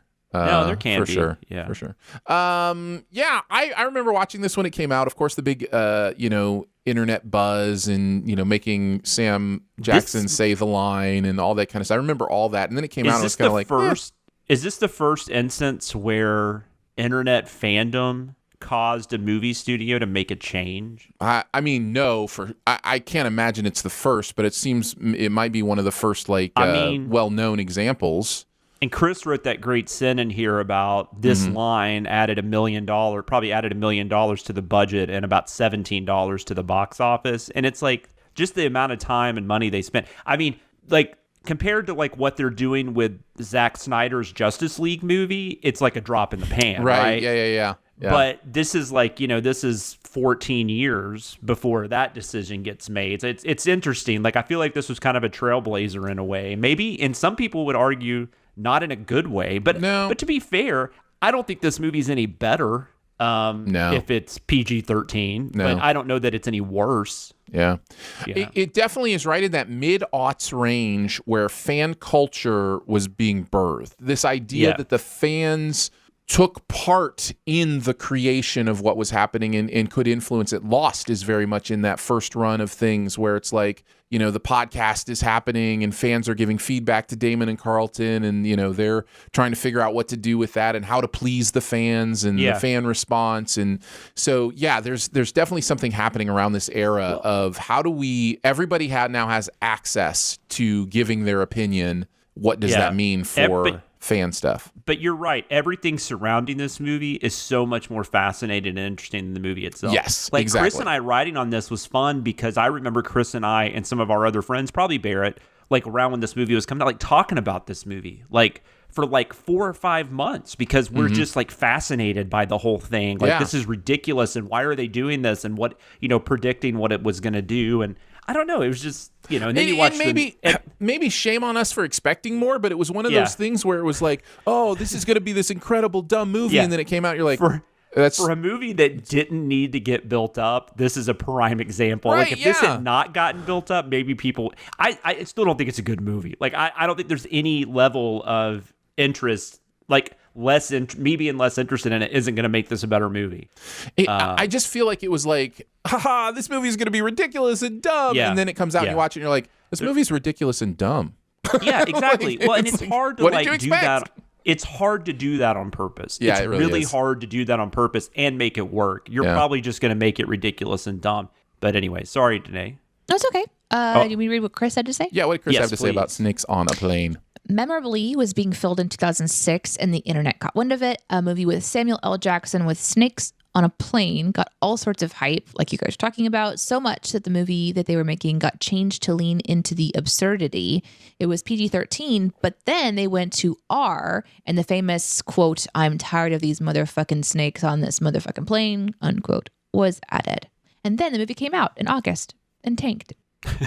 If there's anything that you can point to that expresses that internet hype doesn't mean real world interest, it's this movie. The internet congregates fringe interest from around the world and makes it seem like a phenomenon. If you see 10,000 people excitedly talking about something, it's easy to think it's a big deal. The plot of Snakes is one of the dumbest you'll ever hear. A big-time gangster wants to kill an FBI protected witness to one of his murders, so he puts a large crate of snakes on a plane from Honolulu to LA, spraying Leis with a pheromone to make the snakes go crazy. Not the chips. Right. No, not the chips. Very different. The bad guy even basically says he's tired, tried everything he can think of, and this is his last resort, which is, of course, complete nonsense.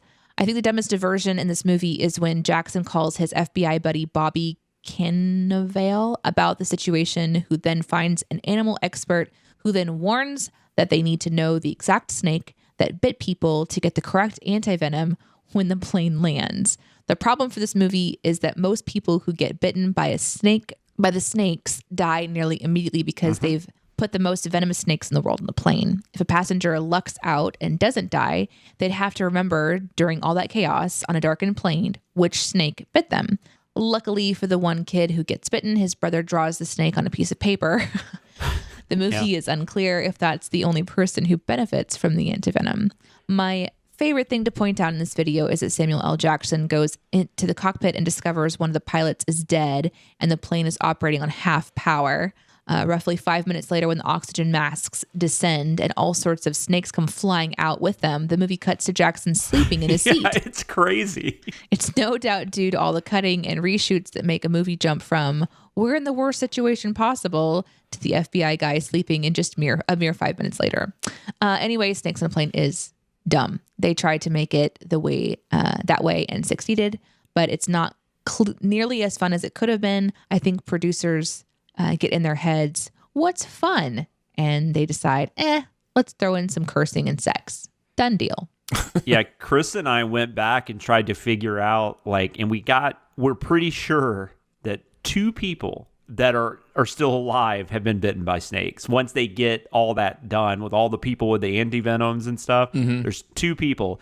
And I'm guessing one of them is the rappers or the 3Gs guy. I assume he's a rapper. He could be just an R&B artist. I don't know. But one of his entourage, they did not draw a picture for him. So does he just die? I have no idea. But the kid is saved. That's all that matters. That's all that matters. All that matters. Chris brings up another good point too.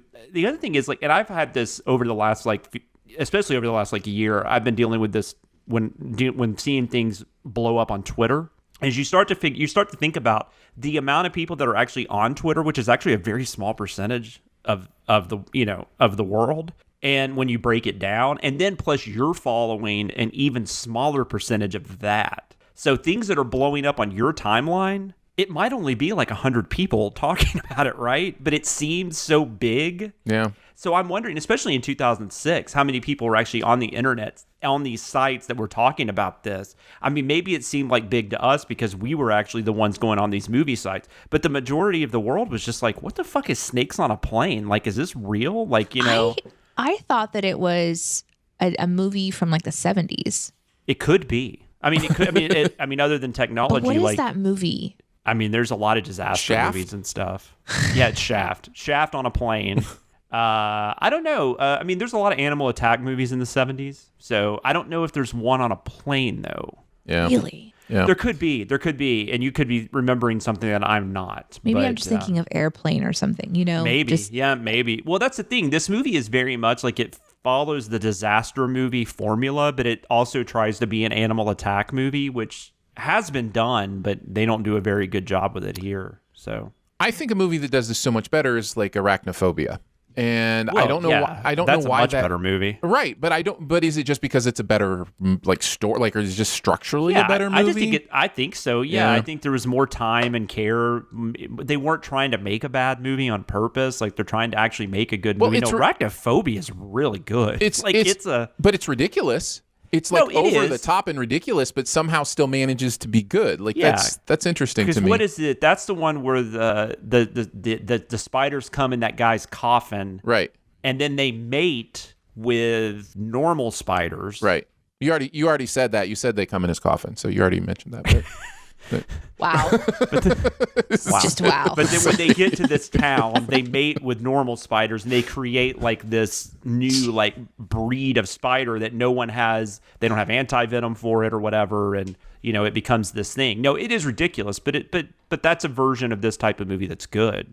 Do you feel like we were robbed of or maybe it's coming, right? Maybe it's going to happen soon because of just everything is new again in this culture. But there's a world where we have spiders on a boat. And then, the third movie is sharks on a spaceship, or whatever.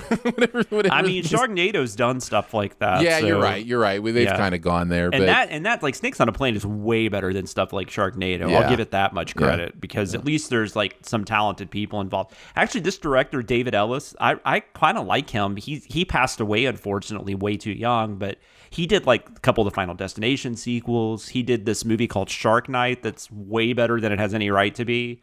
I feel like if he had not unfortunately gotten sick and passed away, I would have liked to seen him given like a Marvel movie or something. I think he could have done something fun with that because he was getting to play like with these like $20 million films, and I think if someone had just given him that chance, maybe it would have been something really cool. But we'll never know. So. Let's get into the sins. I will start.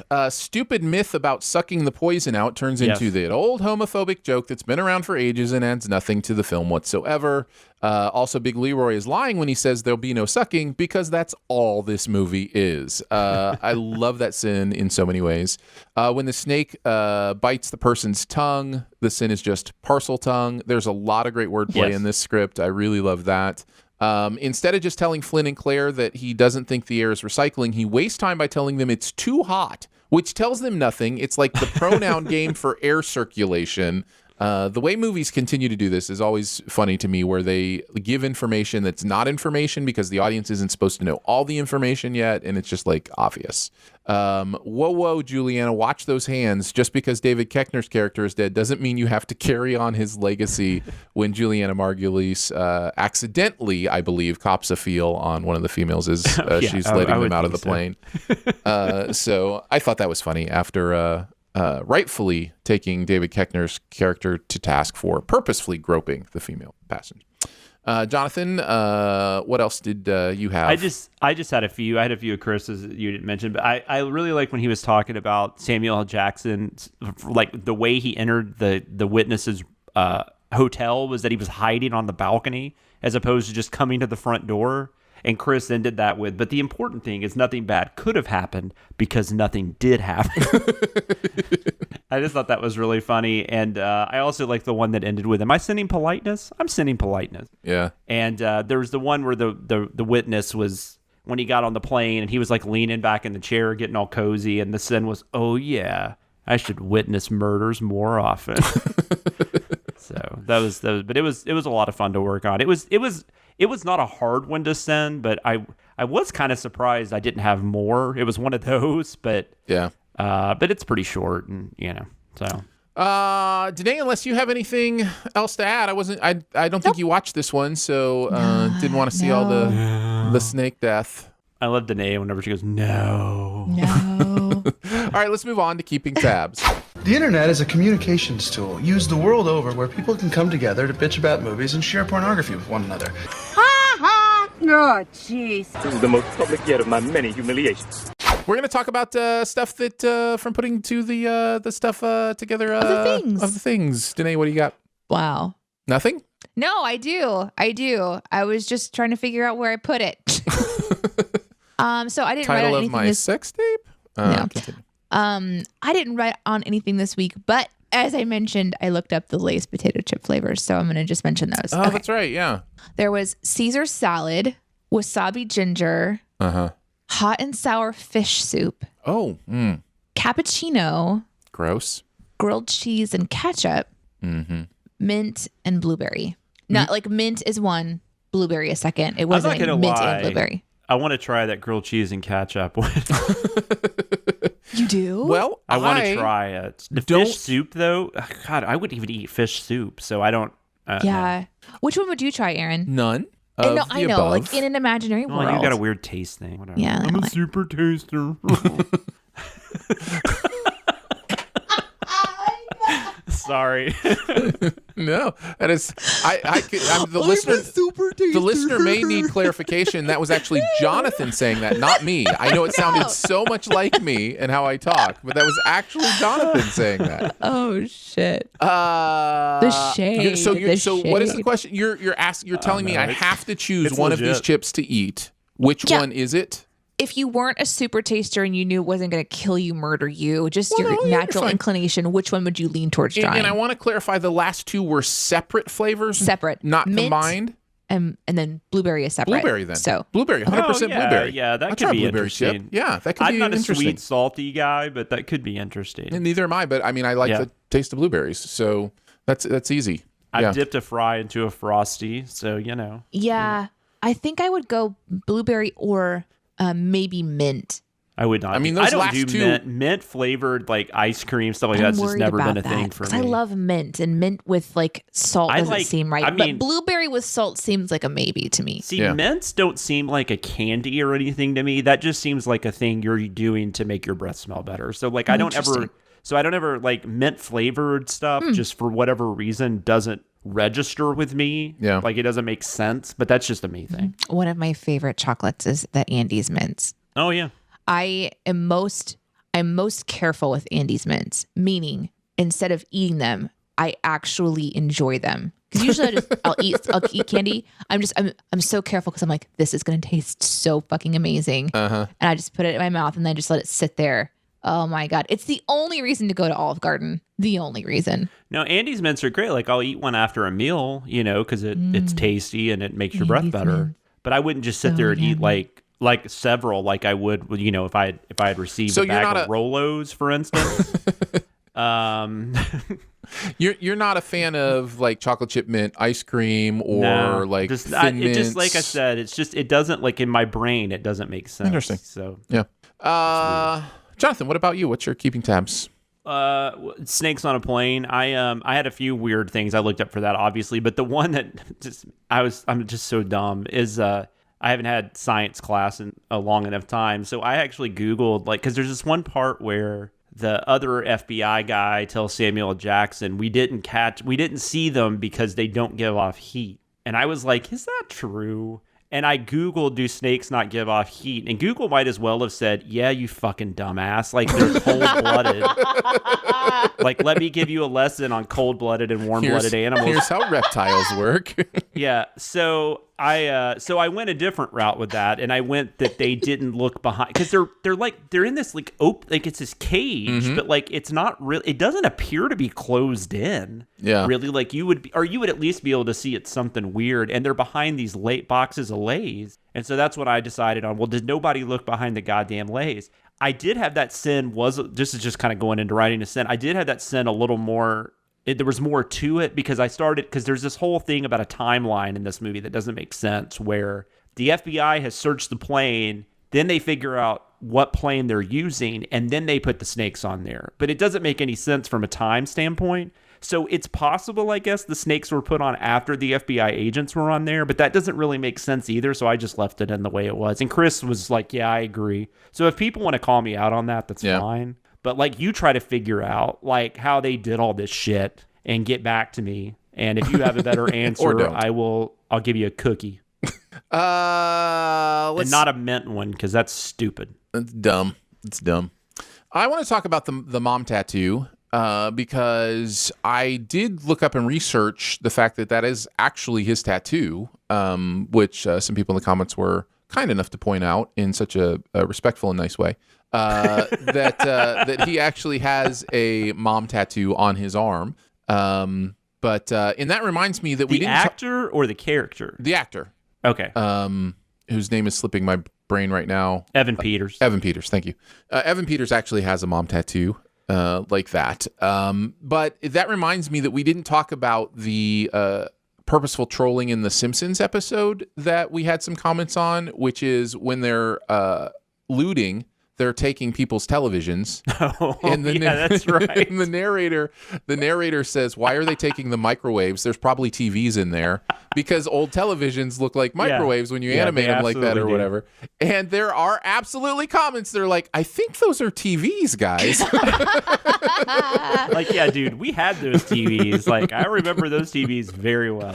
So I wanted to mention that as well. I might have watched that Simpsons episode on that TV. It's very possible. And just because there does seem to be some confusion, the Kick-Ass mention in the show, which is really a strange mention in WandaVision, but is obviously a purposeful call out to the fact that both Aaron Taylor Johnson and Evan Peters were in Kick-Ass. I didn't remember Evan Peters was in that. Yeah, I knew it's Aaron a very Taylor small Johnson role. was. Yeah, obviously.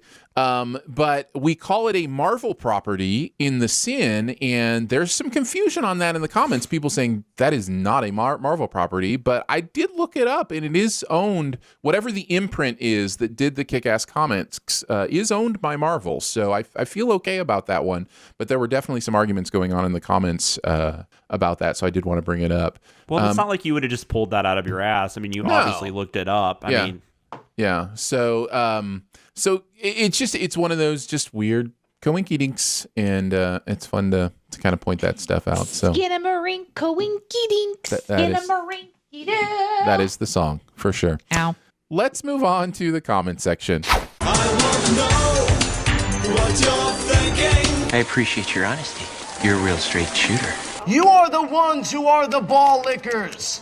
We're each going to take a look at a comment from stuff that's happened over the past week. And I will start by saying I saw somebody on Twitter say, "Hey, Aaron, if you haven't watched Snakes on a Plane, watch the censored version because it will honor you with its. I've had it with these monkey fighting snakes on this Monday to Friday plane." Oh, that's so Oh my great. God.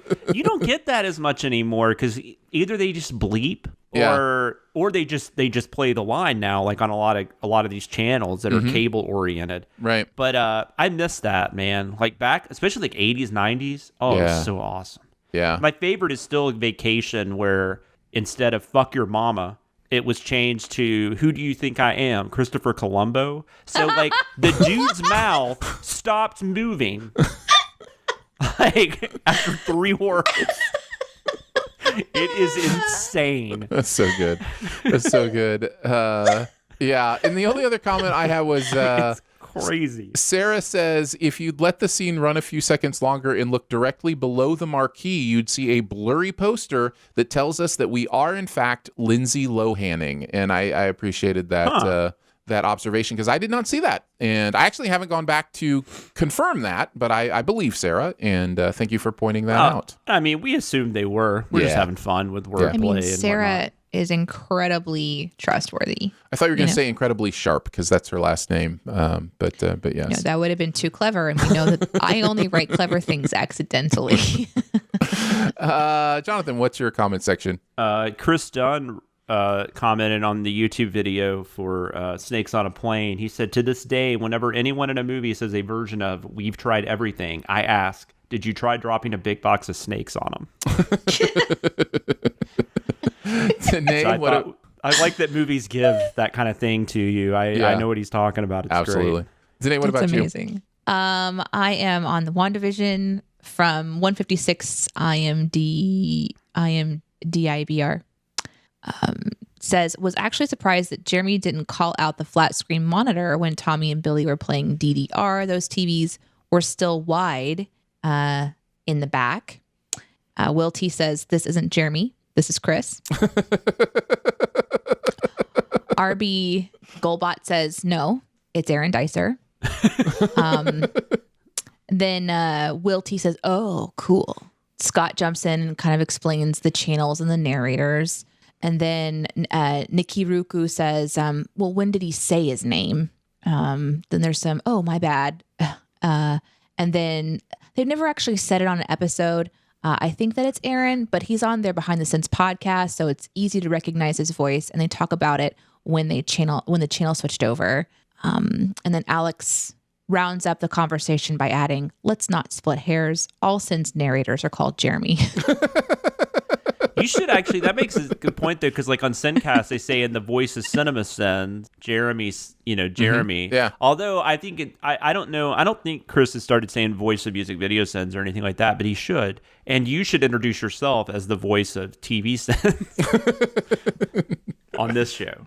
It just makes me so happy. Yeah, it's fun to watch the different levels of awareness and involvement in, But kind of the CinemaSins universe.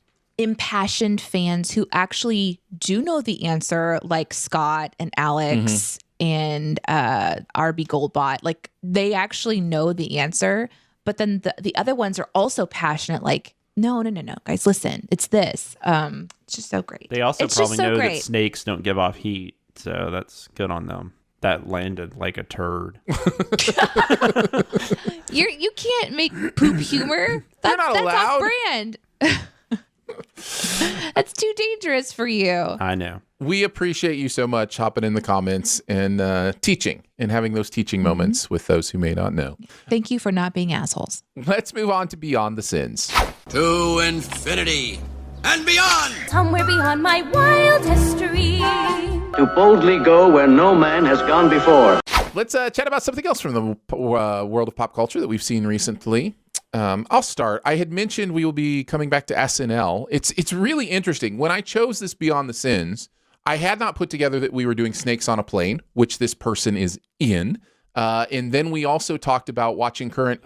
Jonathan, you talked about watching current SNL earlier, and this is the primary reason I continue to watch current SNL, other than I'm a completist and I can't stop. And that is Kenan Thompson has a new TV show out called Kenan. And he really is, for me, the thing that keeps me coming back to SNL and enjoying it. I think he is brilliant. I think he's so much fun. He's so perfect on the show. 18 years he's been on SNL. Can you believe 18 years? Is he the longest running cast member now? Yeah. Or did he beat Daryl Hammond? Yeah, I think he is. So he's certainly the longest running on there now. Yeah. I'm not sure if overall, but yeah, he may have beat Daryl Hammond. 18 years. Anyway, he's doing such great work. I said recently on Twitter that I think he has achieved this place where he should just host one of the episodes every year, even though he's on the cast. Like, I feel like he should just host a show every year. That's so funny because apparently they have done that before, and it was Eddie Murphy. Right. Nick Nolte was supposed to host for 48 hours, and something happened and he couldn't. And so Eddie Murphy, who was still technically on the show, hosted, and they haven't done that since. And I don't know that they will, but they could do that with Kenan. I really feel like they could with Kenan. I feel like he could host a show every year, and I think that would be a fun idea. But anyway, he's got a sitcom out, so I watched the first couple episodes. I generally like to watch 3 before I make any kind of real assessment, because it does take shows, a while to kind of find their rhythm. Yeah. And so I've only seen the first 2. As we record this, there's only 2 out and available. And I'm not really digging it all that much, which is kind of sad to say. I think it falls into some of the basic sitcom traps. I will, however, say I am laughing. So if you can distinguish between those two things where it's like, I am finding this funny, but also it's not that great. You kind of have to prioritize, what you want out of a TV show. And when there's so much to watch, I don't know that I'm going to keep this one kind of on the front burner of stuff that I make sure I try to check out. But I am definitely laughing because it's funny. I think the show is actually funny. So, I've watched less than you, so I don't know if I can really comment on it all, but I will tell you, I watched the first 10 or 15 minutes of the first episode, and there was something about it that was just not gelling with me. And it wasn't the humor. It was something about the delivery and just the way the way it was almost shot, and it was just something about it was off-putting to me. And I don't know, I couldn't, because my wife watched it and she was kind of like you. She was like, it was fine. I'll probably keep checking it out until, to see where it goes. But I don't know. Something about it. I might go back to it at some point. It doesn't strike me as something you have to watch every episode. No. Did you watch Young Rock? No, I haven't watched Young Rock. That premiered with it. I actually kind of liked Is that your Beyond the Sins? No, it's that not. Would be but he just made me think of it because they premiered together. I have not seen the second episode, but I enjoyed the first episode. All right, I forgive you. I will say Chris Redd, who is also on SNL, is in the show. And I think he's the best thing about the show. Pop star as well. I think Chris Redd is hilarious in this. He's great. He's great. Don Johnson is in it as well, which is really fun. There's a lot to like about it, but I think you're right. There's something. The only thing I can think of is that it's almost presented like a 2-camera sitcom, but without all the crutches of the 2-camera. That might be it. Sitcom thing, and so it just feels weird and out of place. Me, I hate laugh tracks, but you almost kind of miss it because everything is there but the laugh track. You know what I mean? It's so it's kind of one of those weird things. It's not like a Parks and Rec or Community where it's shot completely differently. It's very much shot like a typical sitcom, just without some of that stuff. So I'm kind of with you. There's something I can't quite put my finger on that it's just missing. But I'll give it a little more time. I will give it a little more time because I am laughing enough. Let me know if it gets better. I mean, I'm not opposed to watching it again. Jonathan, what do you got? Actually, I'm not going sitcom, but I have been watching. I made a joke earlier that I'm going to show my age when we get to Beyond the Sins. I've just been watching a lot of network television, and I feel like not many people do, at least my age and younger especially. But that just weekly, kind of routine sitcom or hour-long procedural has just been something. It's been like a warm blanket for me over the last 6 months. So I don't know why. I've just been watching a lot of the new shows, checking them out. I've even been watching Walker, which I didn't even watch Walker, Texas Ranger, and I've seen every goddamn episode of Walker so far. Not recommending that, by the way.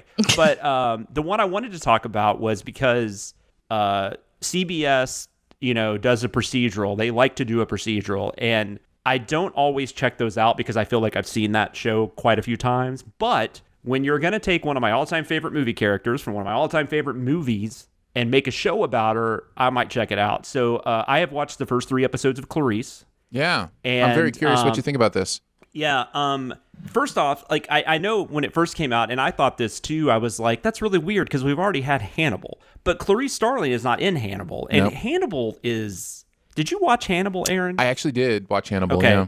I watched the first season. I never really got that into it. I don't know why. And then I kind of thought it was just going to get canceled. So I think that's kind of why I just quit watching it because I didn't want to get too invested. And I know people love the hell out of that show. I'm not somebody who loves it. I gave up on it after the second season, I think. Okay.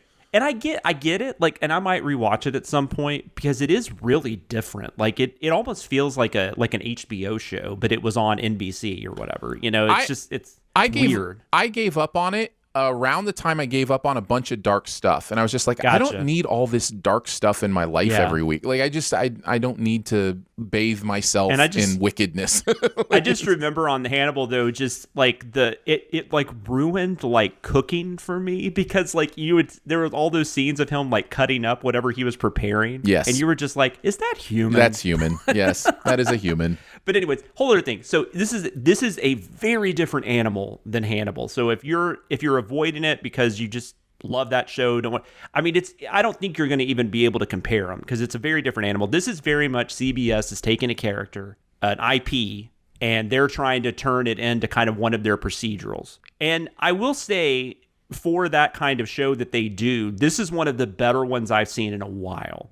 I really like the cast. Let me see, what's her name? Rebecca Breeds, who I don't think I've seen before. She plays Clarice. I'm enjoying her. She's not doing just a straight up Jodie Foster impression, kind of like what Julianne Moore did in Hannibal. Yeah. She's doing something a little different, so I like that aspect of it. This show also, it only takes place a year after the events in Silence of the Lambs, so we're in the early 90s, and it starts off with you're finding out that after she cracked that big case, because she was so young and because she was a lot of older men in the Bureau felt like she was upstaging them, they're kind of just saying she got lucky. And they're not really giving her the credit she deserves. She also has some trauma from all the shit she went through, which makes sense, right? I saw people bitching about that too. Why would she be traumatic? Well, it's well, why wouldn't she be? I mean, 22 years old and you've got 2 serial killers fucking in your head, it's what the hell? But anyways, so there's that kind of stuff going on. So that's interesting. That dynamic is interesting. Although I will say this is still a network television show that has to get a 45-minute episode in every week. So some of that stuff gets a little brushed to the side, gets rushed over, but they are trying. And I will say, like Aaron said, I like to give something 3 episodes. I will say the 3rd episode aired last night. I did watch it before we recorded. I watched it last night. So I did want to have that before I recommended it or talked about it. Yeah. And I will say there's a bit of a twist about halfway through the 3rd episode that makes you at least think that there's going to be this kind of over-evolving mystery that's going to be going throughout at least the rest of this season, maybe, or at least a few episodes, whatever. But I really do like the cast. Michael Cudlitz, who a lot of people probably know from The Walking Dead, he plays her direct supervisor, and their relationship is really interesting because of the things I've said already about how the Bureau's treating her. Cal Penn is one of the people on the team. He's really good. A couple actors I wasn't that familiar with. Luca de Oliveira, he was in Animal Kingdom and the Punisher TV show, and then Nick Sandow was in Orange is the New Black. Mm-hmm. Those guys round out the team, and they're pretty fun. And then Jane Atkinson, who most people know as Karen Hayes from 24, she is playing the senator, Ruth Martin. Is it Ruth Martin? Yeah, Ruth Martin.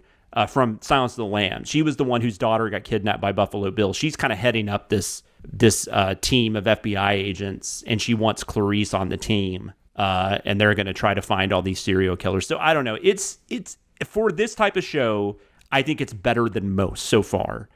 It's not great by any means, and I wouldn't put it up on like a CSI level or anything yet. Yeah. The original CSI, by the way, it's definitely better than CSI Miami. But it's pretty good. If you're interested in seeing the Silence of the Lambs story kind of continue, I think they could do worse than this. So I'm really curious to see where it goes. So it's a slight recommend. Okay. Yeah. Clarice, Danae, what do you got? How about a kids show? That's right. Nice. It's your favorite thing to talk about, people, because so many of you have children. Is it Chico Bon Bon, Chico Bon? No, I think I've already talked about that one. Yeah, I think you have talked about that one. But this is another Netflix one. As I'm kind of going through the Netflix originals, we clicked on Gabby's Dollhouse. I was genuinely curious about it. Iris has a dollhouse that she got for Christmas. And so this is like a multi-tiered dollhouse. Hers is a multi-tiered dollhouse.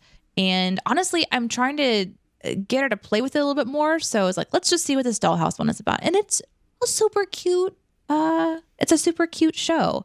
I think that the premise of it is it's this young girl who has a kitty cat obsession and pinks and glitters and such. And usually I'm not really attracted to that. And neither is Iris, actually. So I was a little bit like wondering what she would think about it. But it's a really, really adorable show. And the lead actress, who I have forgotten her name, Layla Lockhart Craner, is so adorable.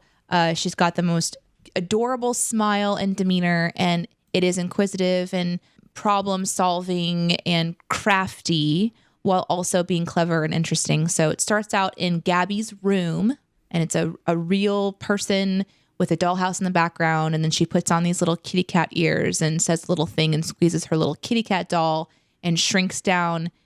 What? Are you guys hearing that? No. Mm-mm. Okay. Oof. Oh, one of my tabs just started playing, and I'm like, what is that? That was crazy. Sorry. I was just having like this weird out-of-body experience. That was really strange. There's also the Donnie Darko rabbit behind you right now, so. Fuck you, dude. Straight up fuck you. And some snakes. God damn it, guys. Oh, I'm itchy. And a plane. Okay. There's a plane back there, too, yeah. All right. Well, just to give back the gift, you are sitting in a nasty truck stop toilet. Nice. Those are my favorite. And Aaron, I don't know how to get Aaron's to you yet. eating a hot dog in front of me. I don't know how to get to Aaron. I'm drinking vinegar. Aaron's biting down on vinegar. Yeah, chips. yeah. You're surrounded by chips that taste Vinegar disgusting. And and everything that you eat today has a pickle on it. Oh, I'm in pain. Anyway, back to the show you guys are so excited to hear about. She shrinks down, and then it turns into like a cartoon. And so it's an animated from that moment forward. And she explores these multiple rooms in the dollhouse with her little dollhouse friends. I think it's really cute and sweet. It's not too fast paced. It is talking at that preschool level about questions. And so it's asking for like a level of interaction. So I noticed that Iris is talking back to the TV. She's not just watching something clip by really quickly. And a lot of these shows are fast-paced shows. Mm-hmm.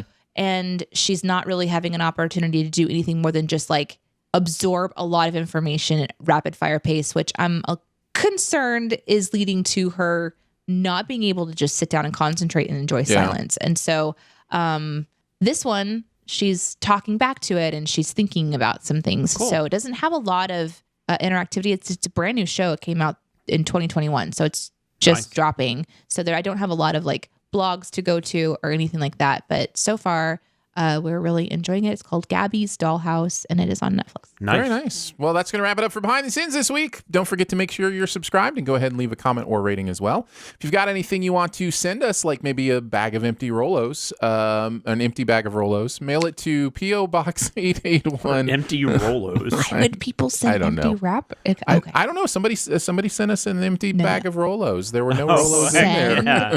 Oh, I see. Yeah. Send Aaron pickle chips. They're 2 hours late on that explanation. That's right. You can mail it to P.O. Box 881, Republic, Missouri, 65738. You can hang out with us on Twitter. I'm at Aaron Dicer. She is at Danae Says. DENEESAYS. He is at Sam Loomis 13. So for Jonathan Watkins, Danae Hughes, a fish soup, potato chip, and myself, we will see you next week. Happy Benjamin Harrison Day. Thanks for listening. Send any feedback to bts@cinemasins.com. And be sure to subscribe, rate, and comment. Find more ways to connect by visiting cinemasins.com/BTS. Okay. It's time to sing in the outtakes because that's just what we do. Mm-hmm. Who's been messing up everything? It was Jonathan all along. Just because the 3 syllables. That's why. That's the only reason why. Okay, I woke up this morning. I fell back asleep. I woke up again. I picked up my phone. I watched WandaVision, as one does before coming to record BTS. However, I didn't prep for the show, and I completely forgot that we were recording at 9. So 10 minutes ago, I rolled my ass out of bed. That's so funny. Because I got a notification on my phone, like BTS in 10 minutes. I was like, what? Oh, shit. Like, I thought I had a little bit of time. Anyway, I just watched WandaVision. I was like, I'm going to talk to the guys about it. I don't know what I'm talking about for the show, but I'm going to talk about WandaVision. But you can't because I haven't seen it. Why? This is what I didn't have time. I had to. Justin. Now Jonathan is like, Justin. Whoa! It's a good day to love yourself. He just said it's a good day to love yourself. And a good day to be kind to people. Thank you, Mr. Rogers. There's a light. Are you singing Rocky Horror Picture Show? Uh-huh. Nice. It's one of my favorite soundtracks. Oh, really? I was like, I was impressed that it was just those few lines. Like, oh, just no, those... I know that. I knew that soundtrack. Like, and then I was just trying to think, so it's well. over at the Frankenstein place. Yeah. Yep. There's a light coming in from outer space. Nice, Sorry. Jonathan. Yep. I like it. This is the Jonathan singing episode. Michael Remy was ill. Sorry. Now I've got Rocky Horror in my mind. Legitimately, that movie's terrible, by the way. That is amazing. This is the rest of the day. It's just going to be us singing Rocky Horror Picture. Tim Curry was one of my crushes. So my crushes were Tim Curry. Oh, shit. Oh, my God. I wouldn't say crush for me, but I did love. And see, the thing is, I was such a Clue fan. And I didn't know he was in that movie. So when I watched Rocky Horror, I was like, oh my God, it's Wadsworth, you know? So like mine were like Freddie Mercury and Tim Curry. I just thought they were so beautiful. And like, I think those go together. The way they articulate their sounds, their song, like they're just so talented, and they were like absolutely just themselves. And it was just like this confidence. And I was so attracted to both of them. I think I had seen Tim Curry on some sort of Spooktacular thing on maybe like Nickelodeon or something. He played like this headmaster of this witch school. Oh, you're talking about, is that The Worst Witch? Maybe. I don't remember what it was called. With what's her name from the Craft, Fairuza Balk, I think plays. I don't remember. All I remember is he was in that, right. And then he was also on, is it called Legend? Yeah, he was Darkness. Which was also crazy because I found myself very attracted to a demon. That was confusing. Like, I'm really attracted to that demon. Why? Rocky Horror is interesting because I can't figure out if that movie's great or it's just terrible. I think it's one or the other. The music is amazing. Tim Curry is amazing. And there's actually a lot of really good performances in that. Yeah.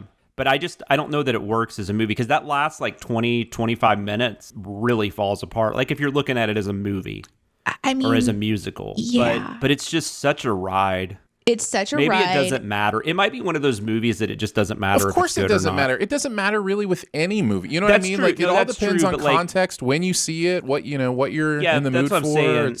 I think there's those movies though you just can't you can't separate your just past with them. Mm-hmm, sure. Well, part of the beauty of nostalgia is the fact that when we see things when we're younger, we are wide open to whatever it wants to bring us, as opposed to having developed all these rules for what makes a good movie or you know what I mean? Like I agree. There's that beautiful thing. Now, there's also a beautiful thing of understanding art and starting to think about it, critically and in those kind of things. Like I think both those things are beautiful, but yeah, that doesn't make something quote unquote, good or bad. It just means contextually, subjectively, I enjoy it or I don't, Is Newsies a great movie, or did I just watch the snot out of it and love it and like to sing all the songs and the soundtrack? Swing Kids is another one for me that, I listen to that soundtrack every day over and over again. I don't know, man. I know people that love Swing Kids as much as you do. So oh yeah? That's fun. There's probably some benefit there, but I know I get what you're saying though. Yeah, it's like I even think of stuff like Evita. Like, I don't know if Evita's a good movie. I just know I listen to that soundtrack all the time and know every single song. And that's a weird one for me. Not very many people have that kind of in their, like, I used to put in the Evita soundtrack when I was younger. No, I haven't heard a lot of like Evita love. Right, yeah. It's like, I want to be that was my thing, man. Actually, I think you're right, Jonathan. I think Danae actually would like Donnie Darko. Like, not that she'll ever get around to seeing it, but I think that... Save it for the show. Oh, okay. Good point. Good point. I have P.O. Box stuff. 881. Cool. What? Let's talk about that. Do we want to do it now for outtakes, or we want to do it? What's in there? You can't show Danae a box. What the hell, dude? I don't care. But. Hey, I got P.O. Box stuff. The box is massive and the size of my head. Do you want to know what it is now or later? So I've been a bad boy. I've been a bad boy. We got candy and he ate it all. You're not far off. Candy. What did you do? Better you than me. That's in addition to what I'm about to tell you. No, I haven't checked the P.O. Box for a while. So I think it's been like a month and a half. So there's you did Christmas have stuff in here. That is true. I did have reasons. So, 3 things over the last month and a half.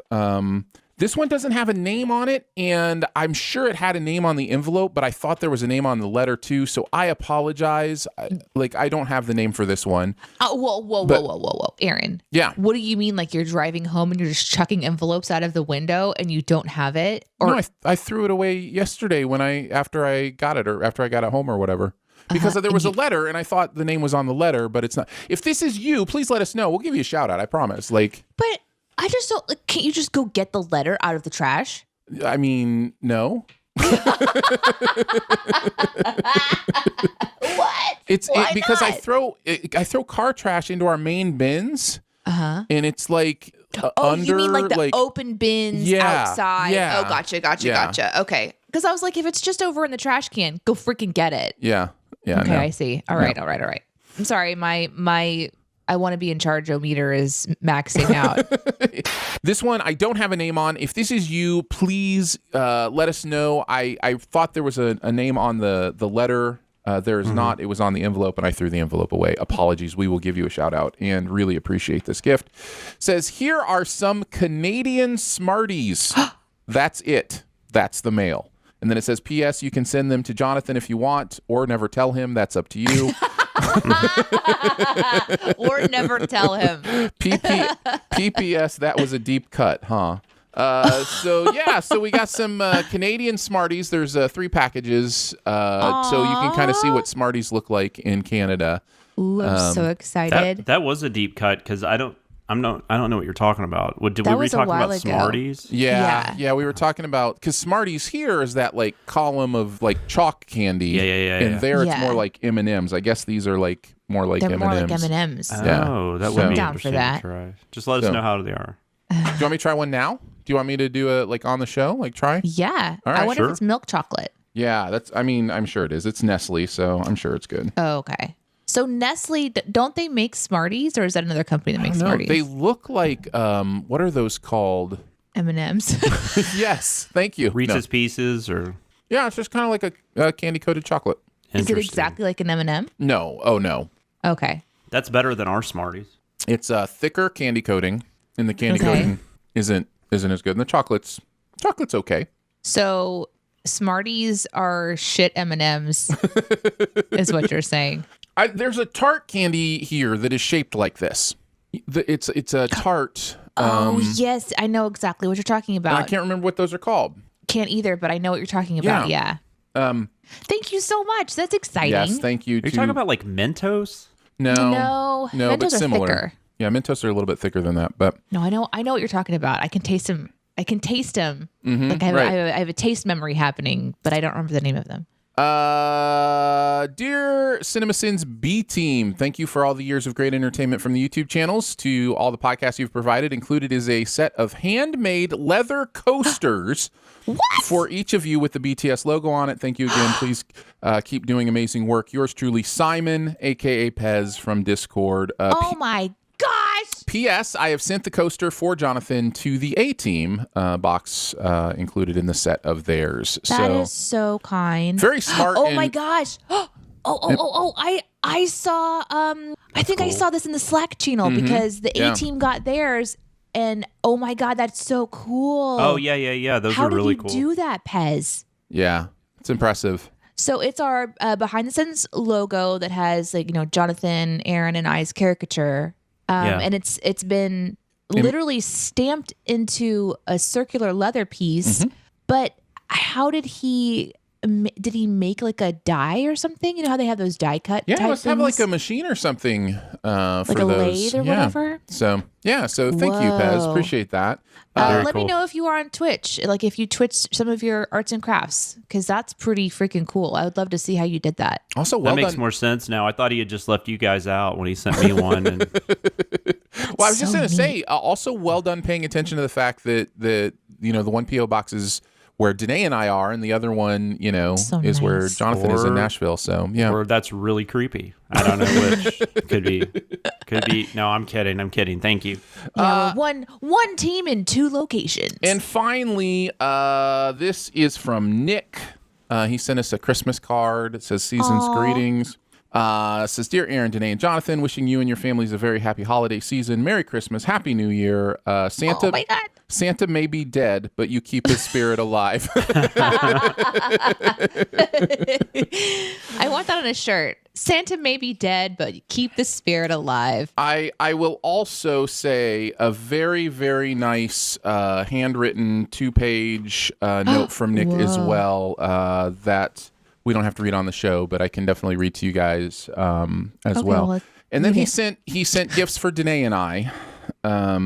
He sent me a giant Snickers bar. This is one Snickers bar. Oh, we've had one of those before. Mackenzie got one. You can see I've cut the end off. I have had some of this already, but yeah, it's like a cake. Like you have to just it really is. You have like to slice it's not it. cake. Yeah. It's not a cake, but it's like you have to cut it, slice it. Do you know what it reminds me of? It Can't reminds just me of bite out of it. It reminds me of those starter logs for a fire. Yes, that is exactly what I thought too. It's like I'm eating a starter log. But no, we had one of those, and we would just cut it whenever we wanted a little bit of Snickers. And oh my God, that thing is huge. And then for Danae, oh no, what is it? Some Toblerone. Oh man, I haven't had Toblerone in a long time. It time. says Swiss milk chocolate with honey and almond nougat, and on the back it says naughty or nice, and he put your sticker on the nice. Oh, yay! So our local art house theater carries Toblerone, or they used to. I don't know if they still do. That was if they're even open. But that was from Nick. That was from Nick, and he's clearly not paying attention if you put your sticker on nice. But that's okay. No, no you're kidding. paying attention. That is so kind. Okay, so here's the good news, everybody. Aaron's only 4 minutes away, so Aaron can start the show. I'll be back in about 8 to 10 minutes with my Toblerone. I will Just say sit out on the porch. And you have drivable roads now. So yeah, we do. It turned into like 60-degree weather here. So yeah, same. Although it's cold today. So remember earlier when you said that like I ate your candy? There was a third bag of candy in this box, but it was unlabeled. And so that ended up in the hands of my family, and so it is gone. Here's the thing. It was Rolos, and if either of you want some Rolos, I will buy you some. I will buy you a big package of Rolos and send them to you. So by the time they got to me, all right. No, listen, if I've learned a lesson, it's that I have to find that fucking P.O. box key myself. I have to find the key.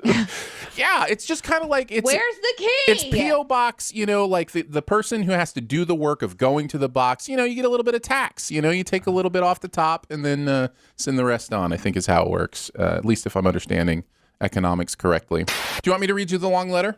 I think just because we're short on time, we probably shouldn't. Okay. I haven't read this yet. I should have read it. It says the Rolos are for Jonathan. Dude, you can't ship me Rolos. No. Does it really, Aaron? It does towards the end of the letter. It's like, he mentioned once he likes them on the podcast, so I sent him some Rolos. But you put names on the others. You didn't put names on the Rolos. Oh, I don't care, man. Oh, man. Oh, my God, Aaron. That's so funny.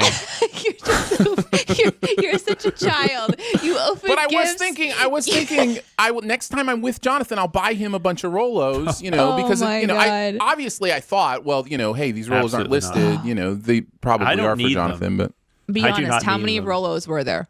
Oh, it was a giant bag. It was a huge bag of Rolos. Like it was a lot, but things go fast when you open them in this house. Just dig in that knife. This is the best Rolos I've ever had too. Yeah, they must have been Rolos. They must have been bagged by Jesus. They were amazing.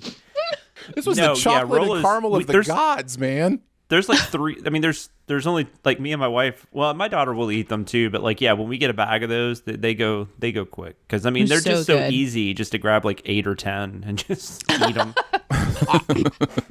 You want me to save a box of Smarties for you for next time we come to Nashville? I'm curious to try those, but it's not a big deal. I'll put them away for our next trip post-COVID, which hopefully that'll be soon. For just add a little more context. The box of Smarties are about the size of a small pack of gum. Yes. So Aaron's super okay with sharing those. But if it's a massive bag of Rolos, there's no chance it's going to get to the rest of the team. Listen, the lesson here is label clearly, not in a letter. Yeah, it's the person who is nice enough to send us it's stuff. Your fault. It's completely your fault. Okay, so I'm going to try to show you this. So like I had that little gel stress ball in my hand and I dropped it, but I couldn't find it anywhere. And somehow it ended up here.